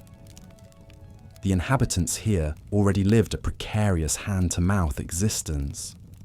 But then, an even grimmer spectre than poverty darkened their doors. The plague. It likely started innocently enough. Perhaps a homeless woman nursing a sick child, or a beggar returning to camp with a hacking cough after a day pleading for alms in the town market. But this was no ordinary fever or illness. This was the Black Death in all its grotesque savagery. The first victims would develop agonizing swellings the size of eggs or apples in their armpits, neck, and groin. These buboes, as they were called, would ooze pus and blood. Dark blotches would mottle their skin as the flesh died and turned black, a telltale sign that gave this plague its chilling moniker. Fevers raged as the afflicted moaned in delirious agony. Some vomited or coughed up blood as the sickness ravaged their internal organs. The stench of impending death mingled with the reek of filth and decay that already hung over the camp. It was a tableau of pure horror. As more of the homeless villagers succumbed, panic began to set in. Some tried to flee, staggering away in a futile attempt to outrun the pestilence. They only succeeded in spreading it further. Others turned to desperate prayers and superstitions, lucky charms, self-flagellation, anything to ward off the scourge. But the Black Death could not be bargained with or appeased. It scythed through the camp without pity. Entire families were wiped out shivering in their huts. The rapidly mounting dead lay where they fell, with no one left to bury them. A carpet of bloated corpses attracted swarms of flies and rats, which only hastened the spread. By the time the plague burned itself out, few, if any, of these homeless wretches remained alive. It was total devastation, a bleak portrait of the Black Death's all-consuming maw. Medieval chroniclers wrote of towns where the poor died as thick as cattle in a field. As horrendous as the suffering was in the general population, it was magnitudes worse for the homeless who already teetered on the razor's edge of oblivion. They lacked even the meagre comforts or resources that a peasant family might scrape together. For medieval society's unwanted castaways, the Black Death was an apocalyptic nightmare from which many never awoke. It was a grim reminder of the abyss that always yawned just inches beneath their feet. Even in better times, a homeless person lived shadowed by the spectre of death, from exposure, starvation, or violence. The plague simply made manifest the brutal precarity of their existence. Of course, those homeless who somehow survived the initial onslaught of pestilence found little respite. If anything, their plight worsened as the Black Death decimated the population and unraveled the social fabric. With labour suddenly scarce, aristocrats ruthlessly cracked down on beggars and vagrants, seeing them as indolent wastrels shirking their duties. The English Parliament passed the Statute of Labourers in 1351, which essentially criminalised unemployment. Anyone able-bodied who wasn't toiling for a lord could be branded a vagrant and subjected to brutal punishments like whipping, the stocks, or prison. Destitute survivors of the plague discovered that where the disease had not killed them, the law now tried to. In the wake of the plague, a streak of moral panic gripped Europe. Grieving, frightened, and angry people looked for someone to blame. Sadly but predictably, society's most vulnerable and marginalised made for easy targets and scapegoats. Some priests and preachers proclaimed the plague was God's wrath against sin, particularly the sin of greed. In their sermons, they railed against the wealthy for their avarice and luxuries, but they also scolded the poor for their envy and covetousness of others' prosperity. The not-so-subtle message was that the homeless had brought this suffering upon themselves through their own moral failings. Other rabble-rousers spun wild conspiracy theories that the plague was actually the evil work of heretics, witches, or Jews scheming to destroy Christendom. Frighteningly, people slaughtered members of these groups in misguided attempts to halt the pestilence. Once again, the homeless made for easy marks. Their ragged appearance and social isolation left them vulnerable to accusations of witchcraft or heresy. For the homeless, the Black Death was a cataclysm that decimated their ranks and then twisted the knife in the wound. It subjected the few shell-shocked survivors to even greater persecution and suffering in the plague's bleak aftermath. Their dire fate stands as a somber monument to the Black Death's power to reap not just lives, but hope and dignity as well. Sadly, the plight of homeless plague victims has faded into the footnotes of history. We will never know most of their names or stories. In their own time, few mourned or marked their passing. No memorials commemorate their suffering. But in many ways, their experience captures the starkest essence of the medieval homeless ordeal: to be snuffed out by an uncaring world and vanish without a trace. The grim saga of homelessness in the Middle Ages takes on an even bleaker pallor against the inky backdrop of the Black Death. This was a time drenched in death, when mortality was the looming abyss at the edge of every step, and no one teetered closer to that precipice than the homeless, forever pushed to the margins in life, and the first to be erased in death. In the wake of such an apocalyptic calamity, one might expect people to unite in compassion and mutual aid. But for medieval Europe's homeless, the plague only seemed to sharpen the knives of hostility and accusation levelled against them. Cries of contagion and calls for quarantine took on an even uglier timbre when directed at the unwashed masses. Despite the doomsday feel of the era, life did go on after the plague, albeit in a permanently altered form. Societies slowly knit themselves back together and commenced the long, painful process of healing and rebuilding. But this offered cold comfort to the homeless, who found themselves more isolated and despised than ever. The Black Death was, in many ways, the ultimate trial for a population already pushed to the brink of endurance. It laid bare, in the most visceral way, the sheer precarity and disposability of homeless lives in medieval times. The plague spared no one, but it reserved its cruelest ravages for those who already clung to the bottom rungs of society. Even among a benighted peasantry, the homeless stood out as icons of abjection, reviled as reservoirs of pestilence and symbols of moral decay. The Black Death burned away any pretense to the contrary, reducing homeless bodies to just more detritus to be carted off and burned in the plague pits. In the final accounting, the Black Death served as an almost biblically scaled rebuke to the idea that there was any deeper meaning or redemption to be found in the sufferings of the destitute.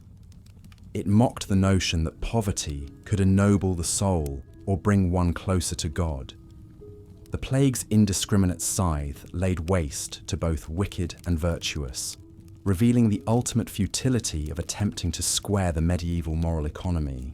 For the homeless especially, the Black Death was simply a bottomless horror, from which no transcendent lessons or higher purpose could be wrung.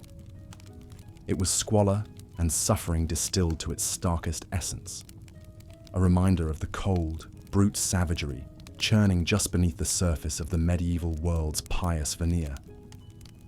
As we gaze back across the gulf of centuries, we might be tempted to console ourselves that such horrors are firmly quarantined to the past. A relic of more barbarous times when superstition reigned and people were powerless in the face of nature's cruelty. But are they really? To this day, the homeless still find themselves shunned as carriers of contagion, whether literal or social. They are still herded into camps and ghettos, out of sight and out of mind. They are still the first to be sacrificed and the last to be mourned in times of crisis. The language may have changed, but the cruel melody of stigma and dehumanization remains hauntingly familiar. Perhaps this is the deepest cut left by our medieval forebears, not the gory particulars of the plague itself, but the disquieting insights it offers into the human capacity for callousness toward our most vulnerable neighbors. Insights that still echo with eerie resonance down through the ages.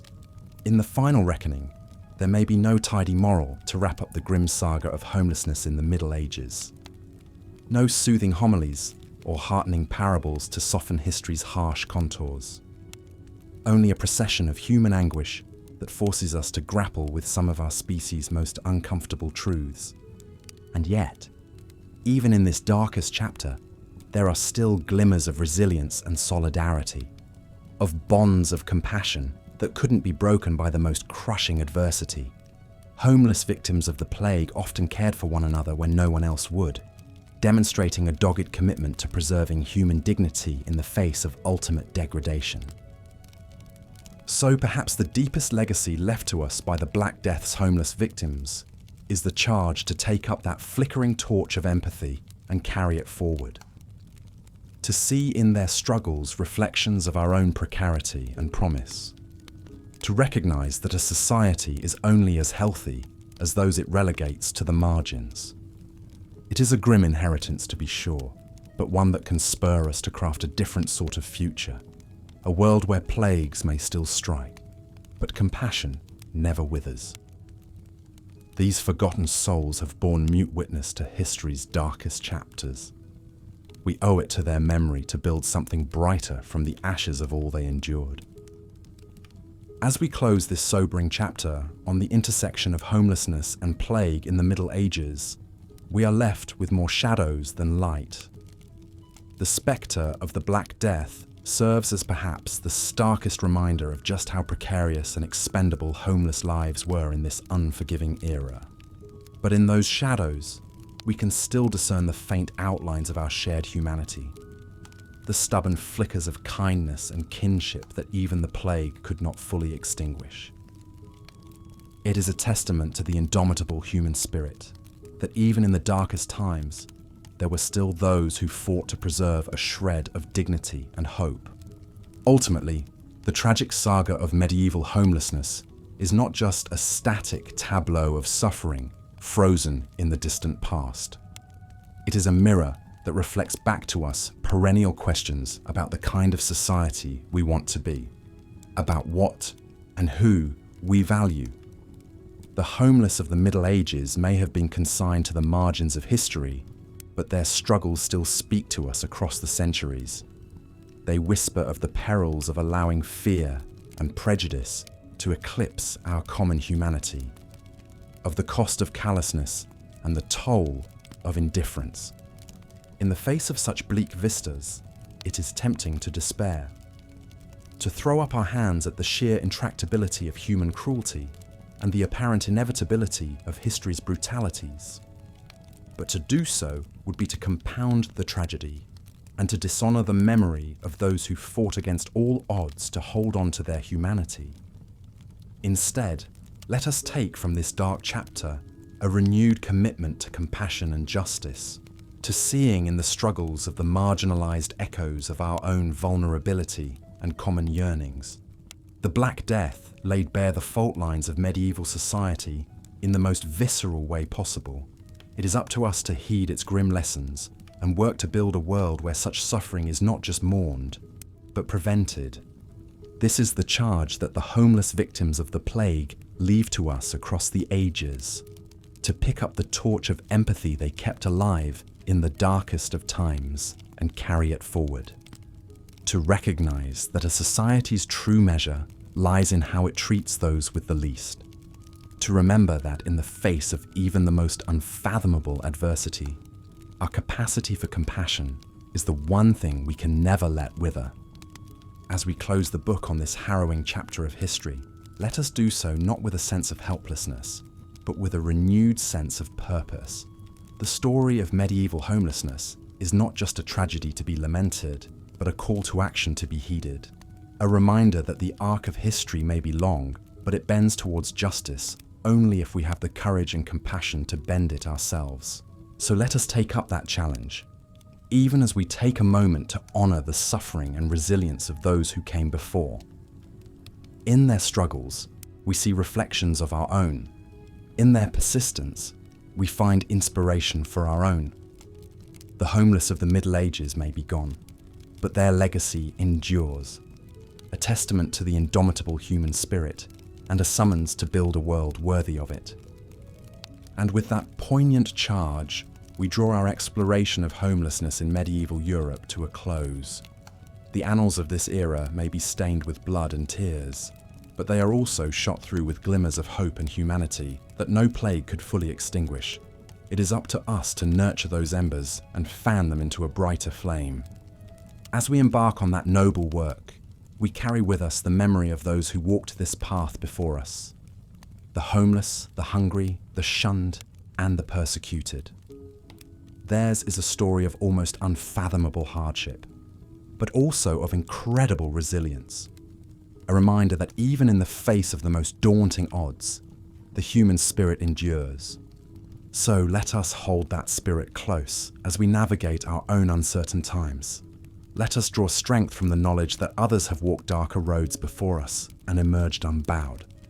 And let us recommit ourselves to building a world where no one is left to weather life's storms alone, unhoused and unmourned. This is the work of generations, to be sure, but it is work that we must take up with urgency and conviction.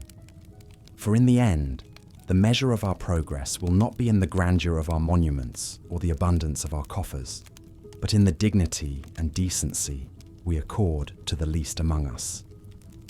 That is the legacy left to us by the homeless of the Middle Ages, a call to see in their struggles our own common humanity and to let that recognition spur us to action, to build a world where compassion knows no bounds and where every person can lay claim to a place of warmth, safety, and belonging.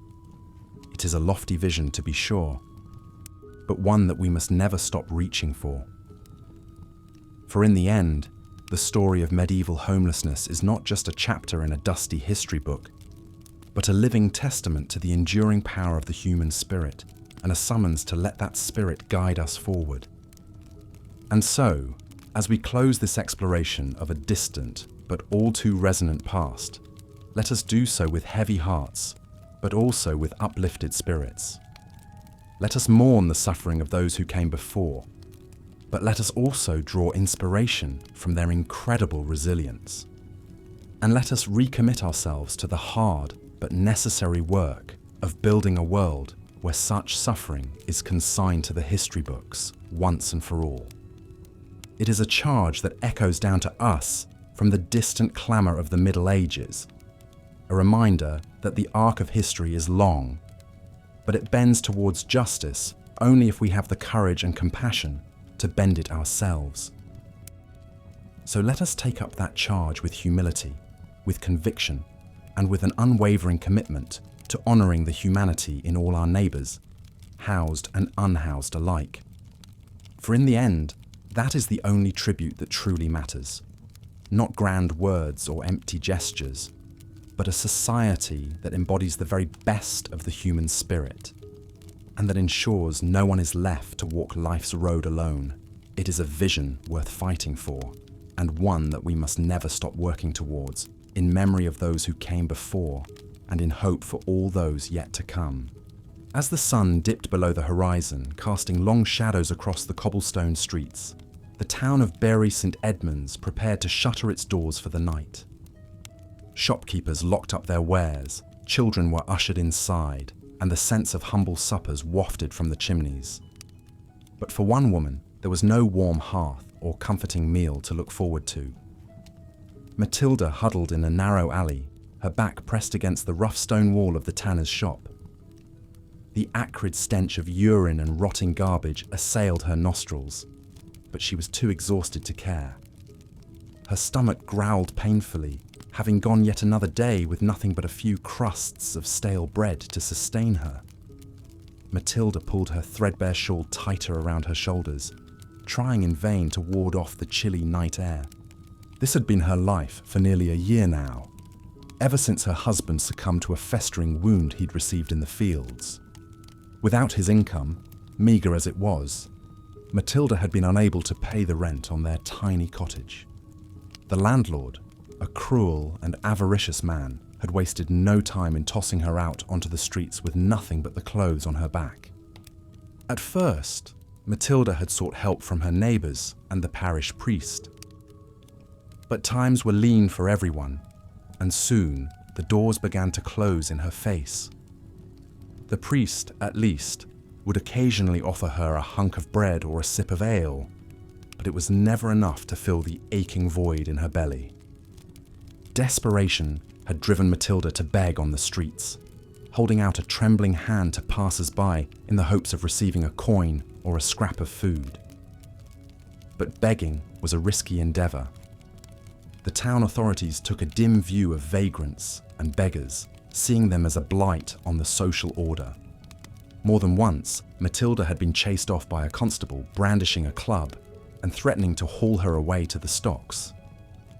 As the night wore on and the streets grew quiet, Matilda's mind drifted to happier times. She remembered the warmth of her husband's embrace, the laughter of her children who had not survived infancy, the simple pleasure of a full belly and a roof over her head. Tears streamed down her grimy cheeks as the weight of her misery bore down upon her. Matilda was just one of countless homeless souls adrift in the chaotic sea of medieval society. In an age where the feudal system held sway, the notion of a social safety net was practically non-existent.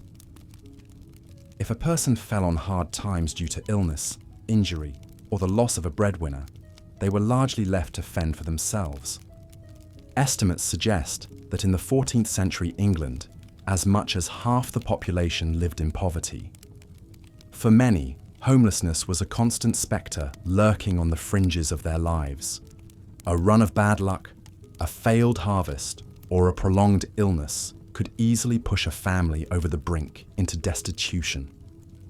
The precariousness of medieval life meant that homelessness was a fluid and ever-shifting phenomenon. People might drift in and out of homelessness as their fortunes waxed and waned. A migrant labourer might find himself sleeping rough between harvest seasons, while a journeyman craftsman could be reduced to begging if he failed to find work in a new town. War, too, played a major role in swelling the ranks of the homeless. The 100 Years' War between England and France, which raged across the 14th and 15th centuries, left a trail of devastation in its wake. Marauding armies would often burn and pillage as they moved through the countryside, leaving entire villages destitute and homeless. The Black Death, the infamous plague that swept through Europe in the mid-14th century, also had a profound impact on homelessness. As the disease ravaged communities, wiping out entire families, it left behind a landscape of abandoned homes and orphaned children. Many of these unfortunate souls were forced to take to the roads, becoming itinerant beggars and vagabonds. For medieval people grappling with homelessness, life was a relentless trial. Without a roof over their heads, they were at the mercy of the elements, exposed to biting cold, driving rain, and sweltering heat. Makeshift shelters of sticks and straw offered little protection against the harshness of the seasons. One of the greatest challenges for homeless people was simply finding a place to lay their head at night. In larger towns and cities, they might seek out quiet corners in churchyards or graveyards, bedding down amidst the tombstones. Others would construct crude lean-tos against the walls of buildings, using whatever materials they could scavenge. But such improvised shelters were often far from safe havens. Homeless encampments were seen as dens of criminality and vice by medieval authorities, who would periodically order them to be cleared out and burned to the ground. The inhabitants would be left to flee with whatever meagre possessions they could carry, forced to start anew elsewhere. Even when homeless people were able to find a relatively secure place to sleep, their slumber was often anything but restful. The constant threat of violence, theft, and harassment meant that many slept with one eye open, ready to bolt at the first sign of trouble. The close quarters and unsanitary conditions of homeless encampments also created a perfect breeding ground for disease, which could spread like wildfire through the vulnerable population. Despite the many hardships they faced, medieval homeless people showed remarkable resilience and ingenuity in their quest for shelter. In the English town of Norwich, records from the 14th century describe a homeless community that constructed a makeshift village on the outskirts of town, using salvaged materials to build huts and shacks. The inhabitants of this ramshackle settlement, known as the Borough of Huts, pooled their resources and skills to create a semblance of a functioning community. Some worked as labourers or craftsmen in town during the day, while others foraged for food or tended small garden plots.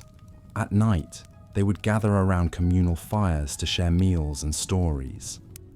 But even this tenuous haven was not to last. As the town of Norwich grew and prospered, the land occupied by the Borough of Huts became increasingly valuable. In 1349, the town authorities ordered the settlement to be demolished, citing concerns about crime and public health. The inhabitants were once again cast adrift, left to fend for themselves in a hostile world. For Matilda and her fellow homeless people, the daily struggle for shelter was compounded by the constant gnawing of hunger.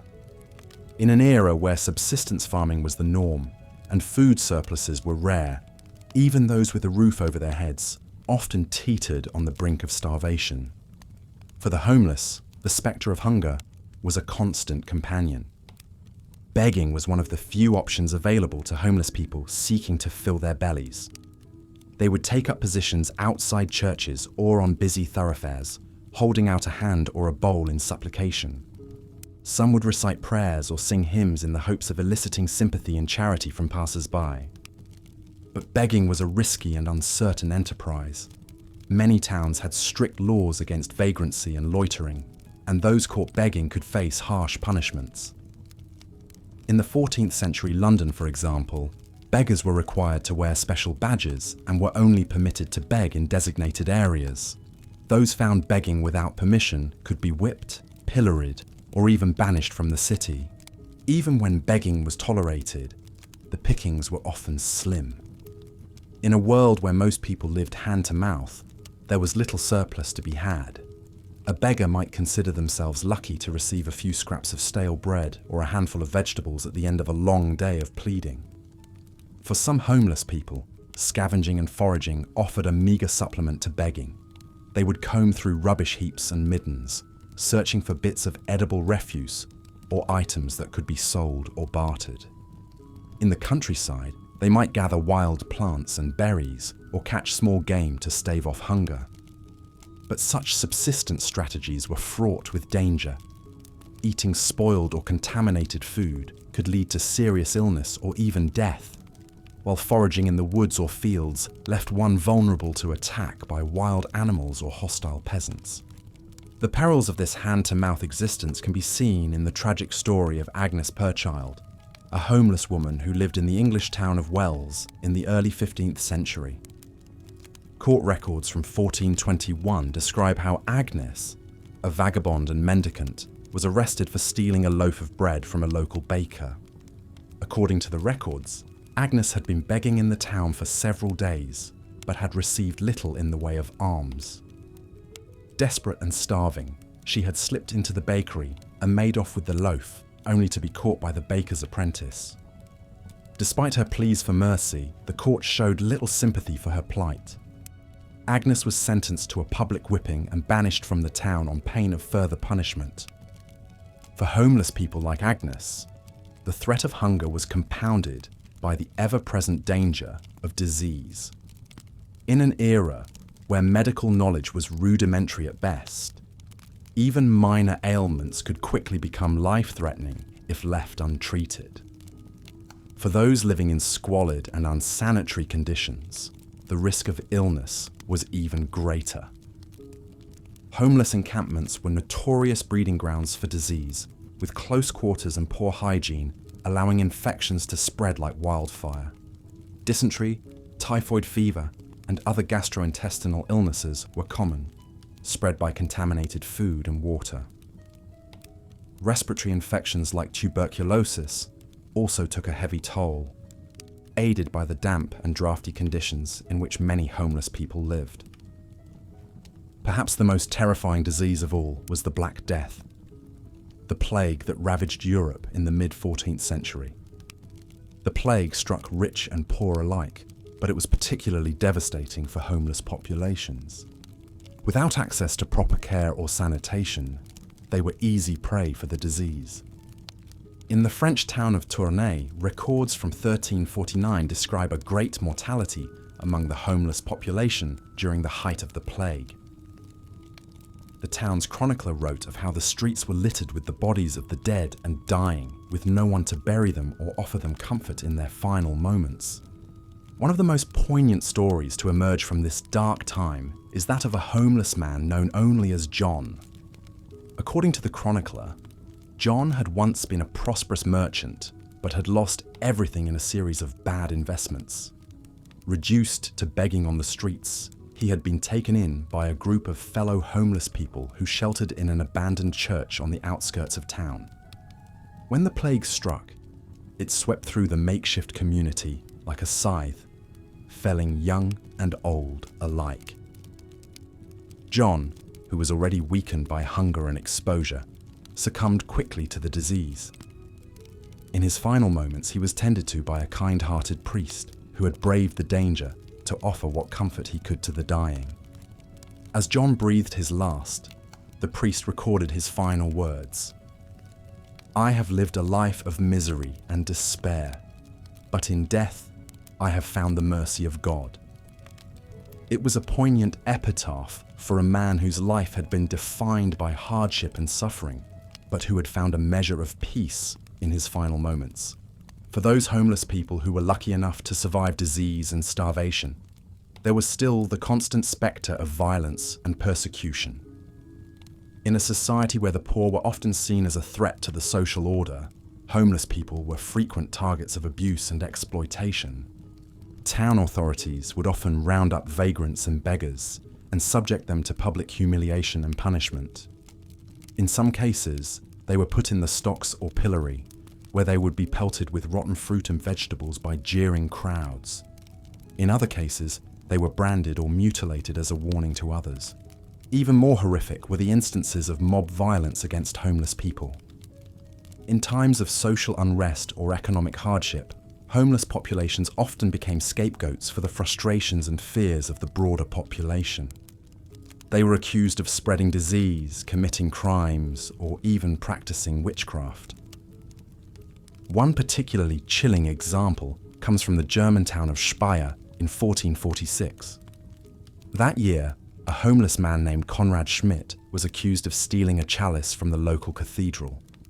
Despite his protests of innocence, Schmidt was seized by an angry mob and dragged to the town square.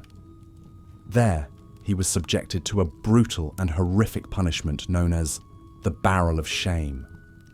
He was stripped naked and forced into a large barrel, which was then rolled through the streets as the crowd jeered and threw stones.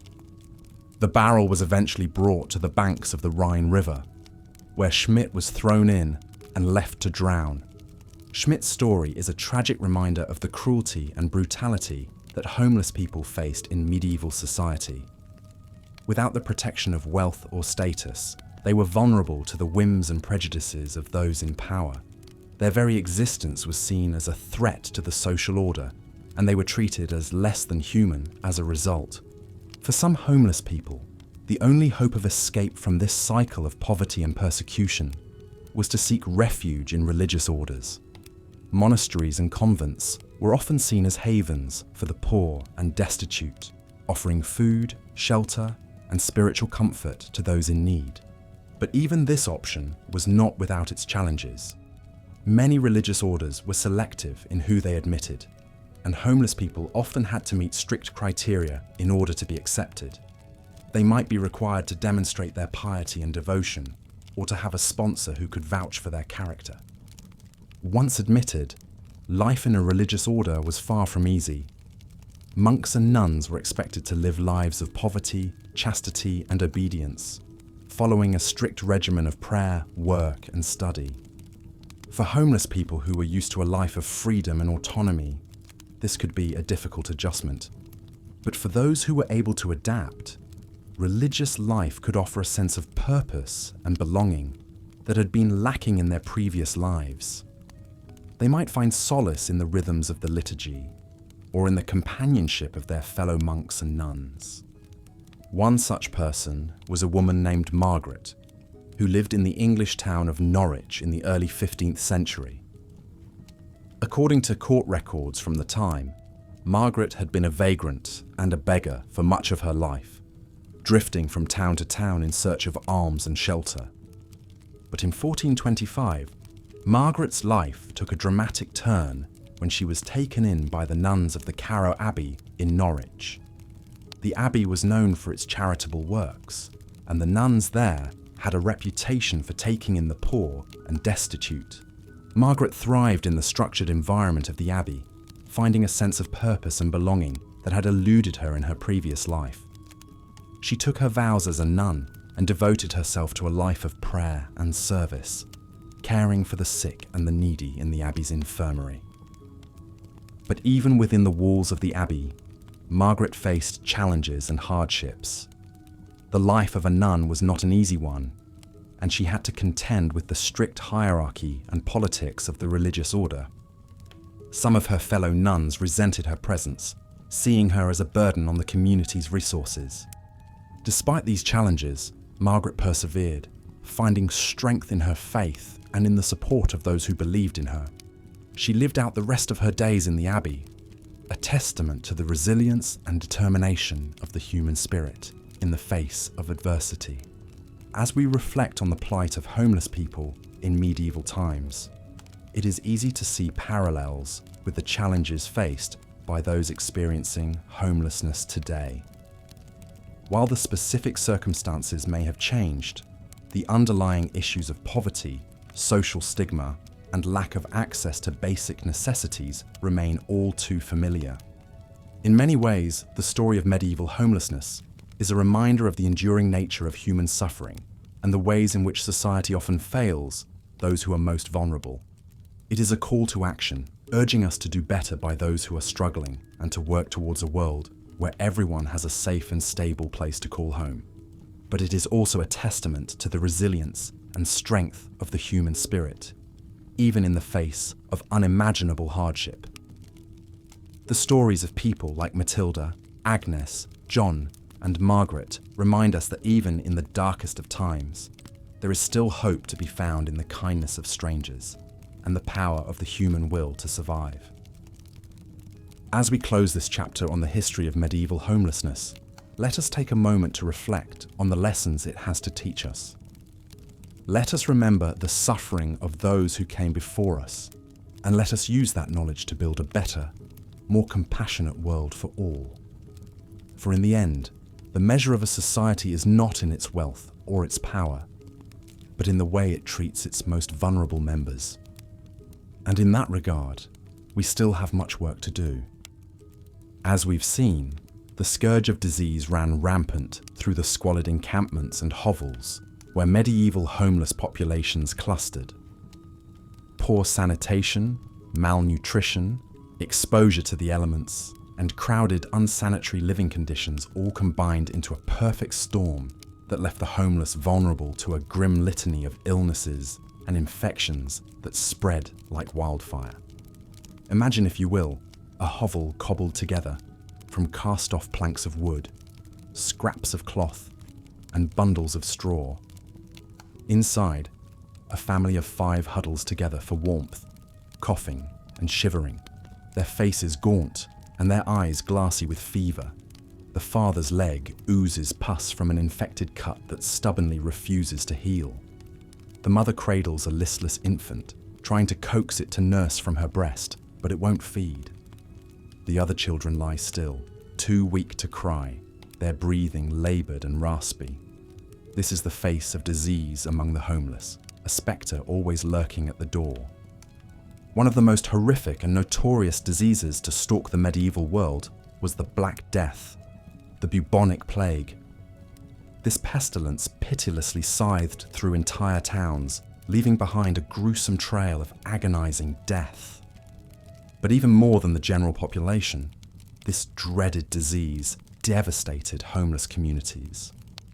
In the year 1348, the Black Death descended upon the English port town of Bristol. As the pestilence raged, the poorest homeless residents found themselves trapped in a nightmarish landscape of suffering and death. With cruel irony, the same societal neglect and indifference that left them destitute now sealed their doom. On the outskirts of Bristol, in a ramshackle camp along the River Avon, a community of homeless families and beggars struggled to survive even in the best of times. But as the plague infiltrated their ranks, it tore through the camp like hellfire. One by one, people fell ill, their bodies ravaged by fever, their lymph nodes swelling into grotesque buboes, and their skin blackening with the trademark necrosis of the plague. The reek of sickness and the wails of the dying filled the air. Within a week, over half the camp had succumbed. Family members were forced to drag the rapidly mounting corpses of their loved ones to a neighbouring field for unceremonious mass burial. A few tried to flee the death trap of the camp in search of aid, but they were violently driven back, pelted with rocks and shunned like lepers by the terrified townspeople. After all, in the eyes of proper society, these homeless souls were little more than human refuse. Fear trumped compassion. As the plague burned itself out, the camp lay silent, a ghost town bearing mute witness to the merciless culling of the homeless. Piles of bones and rags marked the spots where whole families met their end. The few shell-shocked survivors wandered amid the gruesome debris of lives cut short, homeless once more. This is just one chilling snapshot of how epidemics ravaged destitute populations. Beyond the infamous Black Death, waves of other contagions ceaselessly assailed the medieval homeless, including dysentery, typhus, influenza, tuberculosis, smallpox, and a host of festering skin diseases. Malnutrition and the lack of proper hygiene weakened their natural defenses, leaving them ripe targets for every plague and pestilence imaginable. In the 14th century, a virulent outbreak of St. Anthony's fire, a fungal disease contracted from eating rye bread contaminated with ergot, swept through France. This ruthless sickness caused skin to erupt in blisters, blacken and rot away while inflicting excruciating burning pain and driving sufferers to writhe in agony.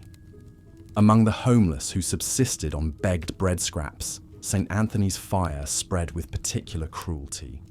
With no recourse to medical care, they could only pray for a swift end as the infection consumed their limbs. Even relatively minor illnesses that a person of means could recover from routinely snuffed out homeless lives. A simple cut could lead to a raging infection and ultimately claim a limb or a life without proper treatment. A bout of food poisoning from tainted arms could fatally sap the strength of an already frail homeless person. The spectre of disease loomed as a constant and implacable foe. And perhaps worst of all, the visible marks and stench of disease that clung to so many homeless people further deepened the revulsion and contempt the general population felt toward them. They were vilified as unclean, their maladies taken as outward manifestations of inner corruption and deficiency. The sight of a hacking, pustule-covered beggar was enough to make most cross to the other side of the street. This stigma left the homeless shunned, despised, and cast out all the more harshly from society. A wicked catch-22 that ensured their continued suffering. In an era of poor medical understanding, when even the privileged fell victim to the ravages of disease, the homeless were dealt the cruelest hand, bearing the brunt of every contagion that blighted the land. For them, illness was just one more wretched complication in the daily struggle to survive, an ever-present threat waiting to drag them to an unmarked pauper's grave. This was the ugly reality behind the prim facade of medieval society, a world where for the crime of poverty, the homeless paid with their very lives, felled by the indifferent scythe of disease. Such was the fragility and precarity of life on the medieval streets. While the spectre of disease hung heavy over the homeless, they also found themselves subjected to very human cruelties. The social stigma, scorn, and persecution heaped upon them by mainstream medieval society. The plight of the homeless was seen not as a problem to be solved with compassion, but as a moral failure and an affront to the sensibilities of decent people. The prevailing attitude in the Middle Ages cast poverty and homelessness as deserved consequences of idleness, vice, and sin. To be without hearth and home was taken as an outward sign of inner lack and deficiency. Homeless people were routinely denounced as dissolute wastrels, shiftless good-for-nothings, and threats to the moral order. This contempt and blame seeped into every aspect of how the homeless were treated. Imagine the hostile glares and disdainful curled lips that greeted their approaches. Picture the protective way a passerby might clutch their purse and hurry along when a beggar held out a pleading hand. Even children absorbed the attitudes of their elders, shouting taunts, and sometimes throwing rocks or offal at any homeless person who crossed their path. This widespread revulsion frequently boiled over into very real persecution and cruelty. It was considered a jest in some quarters to pelt vagrants with rotten vegetables and refuse. With depressing regularity, gangs of young toughs would set upon lone homeless individuals, beating them senseless for sport. The law might turn a blind eye or deem such abuse as warranted chastisement of the indolent poor. One particularly wrenching historical account from the 14th century London tells of a homeless man named John Hundredpound. As his name suggests, John was no stranger to hardship and lean times. On a chilly autumn day in 1347, John was seized by a mob, beaten until he was half dead, and bodily dragged to the stocks in the town square, where he was locked in and left on display like a caged animal. For hours, John suffered the jeers, curses, and a hail of rotten produce from the townspeople. His head hung low in shame. The ignominy of his cruel treatment was compounded by the fact that the pious John was known as a gentle soul who frequently swept the steps of the church and weeded its gardens in exchange for meagre alms, a detail which did nothing to soften the hearts of his tormentors that day.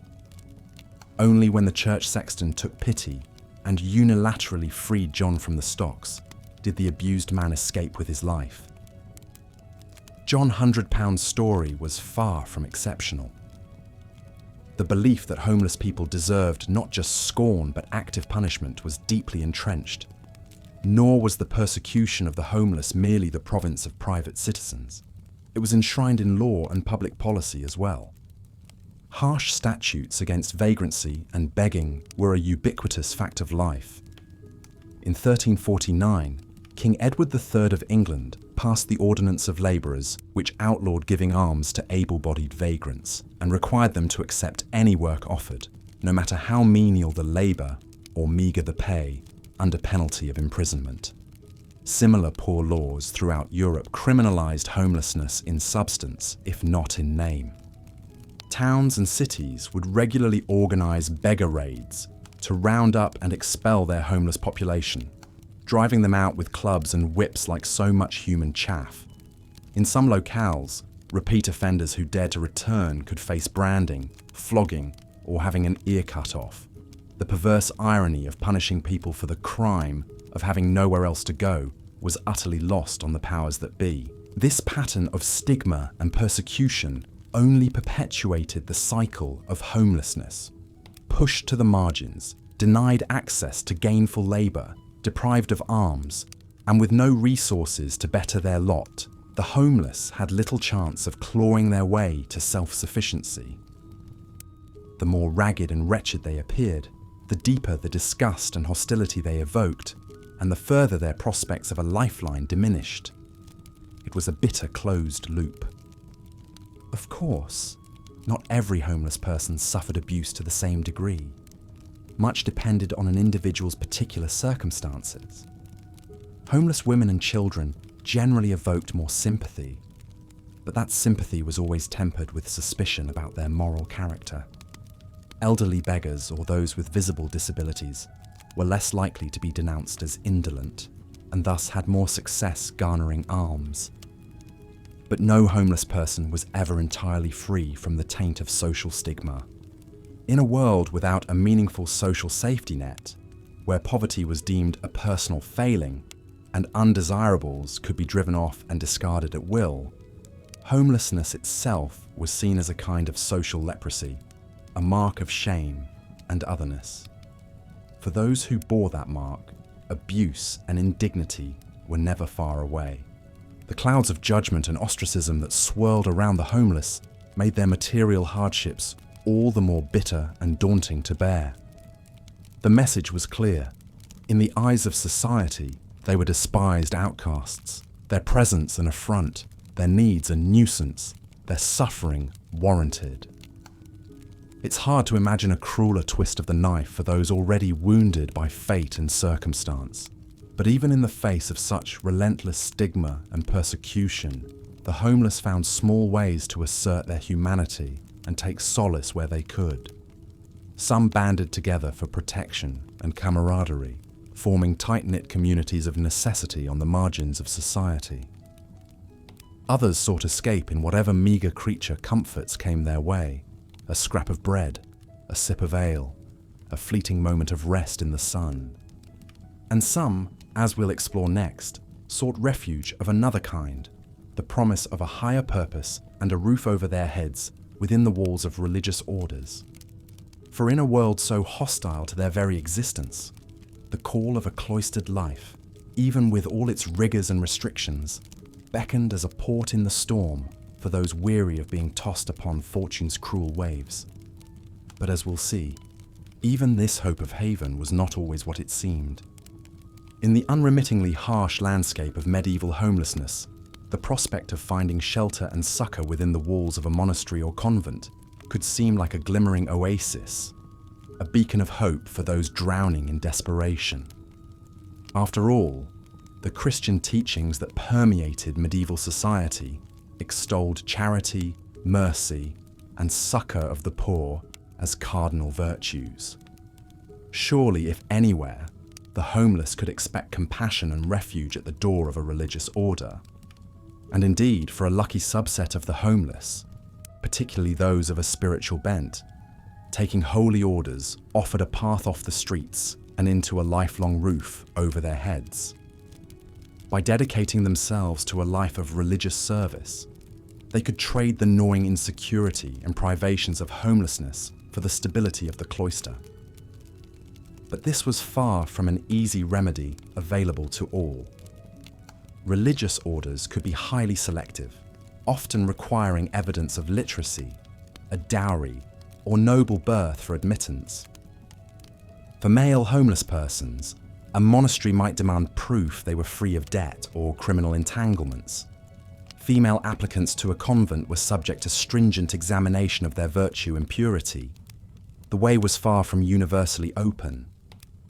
Imagine, though, the profound relief and gratitude of those homeless souls who, against the odds, found themselves admitted to the roles of a religious community.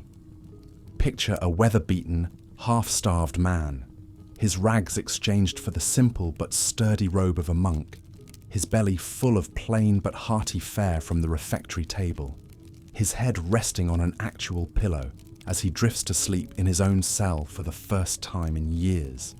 That is the balm of security that admission to an order offered. Of course, they would quickly learn that such security came at its own steep price. The rules and restrictions governing monastic life were ironclad and all-encompassing. Personal autonomy had to be relinquished utterly in service to the order's higher purpose. Days were ruled by a rigid schedule of prayer, work, study, and contemplation, with scarcely a moment unclaimed. The Benedictine order, for example, divided the day into a precisely regimented series of 8 canonical hours, each marked by its own particular devotional offices and labours. To rise before dawn for matins, to pray 5 times in the course of a day, to eat only at prescribed times and places, to toil in gardens and scriptoria for hours on end in between. This was the shape and substance of cloistered life. Nor was it a path for the faint of spirit. The ascetic strain in medieval Christianity, particularly acute in monastic practice, cast deprivation and mortification of the flesh as holy necessities. One might trade the involuntary hardship of the streets for the voluntary hardship of fasting, flagellation, and arduous toil.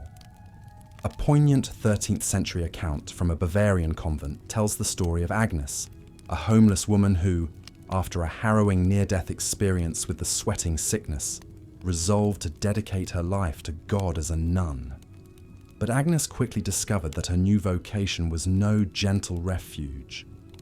The agonies of her homeless existence were replaced by the rigours and self-abnegations expected of a bride of Christ.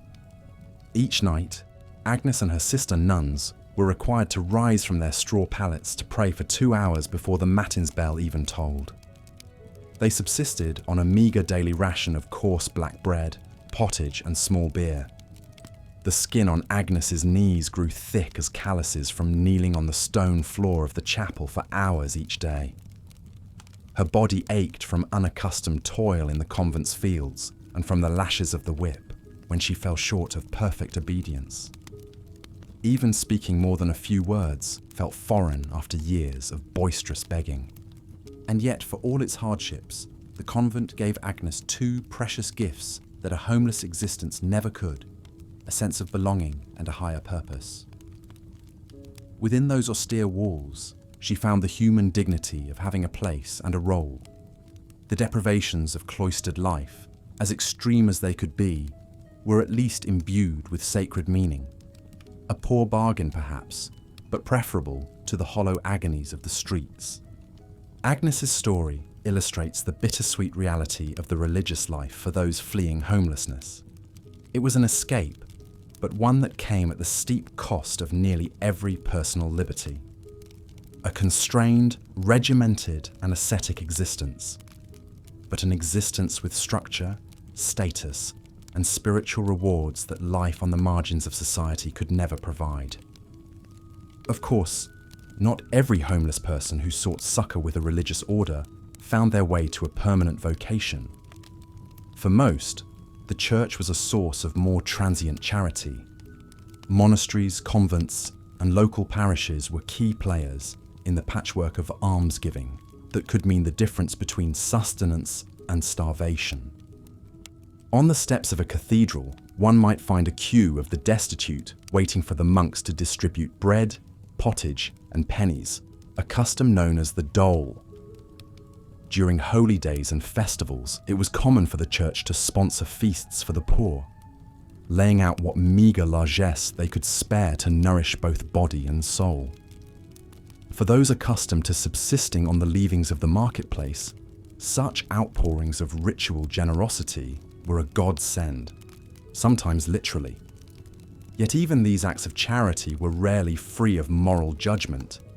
The worthy poor, those who could demonstrate their piety, their infirmity, or their earnest efforts to find work, were given preference over those deemed idle or dissolute. Beggars who positioned themselves near churches and shrines, praying ostentatiously and invoking the saints, could play upon the piety of the faithful to garner alms. The right balance of objection and devotion was crucial. But woe betide those homeless who failed to perform the role of the humbly grateful suppliant. Any hint of entitlement or expectation could quickly sour the church's charity, nor was the bounty of the church. As we've seen, the plight of the homeless in medieval times was a grim and unforgiving existence. Shunned by society, left to fend for themselves in a world with no safety net or sympathy, they eked out a meagre living on the fringes, their lives constantly beset by hunger, cold, disease, and persecution. It's a history that's difficult to confront, but one that still echoes in our modern world. Even today, homelessness remains a tragic and persistent issue in many of our cities and towns. While we've made some progress in providing services and support, the fundamental stigma and struggle endures. The makeshift camps, the daily search for food and shelter, the vulnerability to illness and violence. These are realities that would be all too familiar to the medieval homeless. It's easy to feel disconnected from this history, to imagine it as a distant and alien world. But the truth is, the homeless of the Middle Ages were not so different from those who still live on our streets today. They were mothers and fathers, sons and daughters, each with their own story of hardship and misfortune. They were human beings, deserving of compassion and dignity, no matter their circumstances. Perhaps in learning about their struggles, we can find a renewed empathy for those who face homelessness in our own time. Perhaps we can recognize that this is not a new problem born of modern ills, but an ancient injustice that has plagued humanity for centuries. And perhaps, armed with that knowledge, we can work towards a future where no one is left without a place to call home. As we close this journey through the harrowing history of medieval homelessness, let us hold in our hearts those who suffered in centuries past, and those who continue to suffer today. Let us strive to build a world of greater compassion and care for all. And let us never forget the hard truths of the past, for they light the way forward. And so, as we drift off to sleep, let us dream of that better future. Let the soft embrace of slumber be a reprieve from the hardships of the world, just as it may have been for a homeless soul huddled in a humble medieval chapel. Rest well, dear listener, and know that in sharing this story, you've played a part in keeping their memory alive. If this tale of history has moved you, consider giving a like or even subscribing to hear more of these hushed retellings of our oft-forgotten past. But for now, simply let the calm of sleep wash over you, secure in the knowledge that you are safe, you are warm, and you are home. Good night.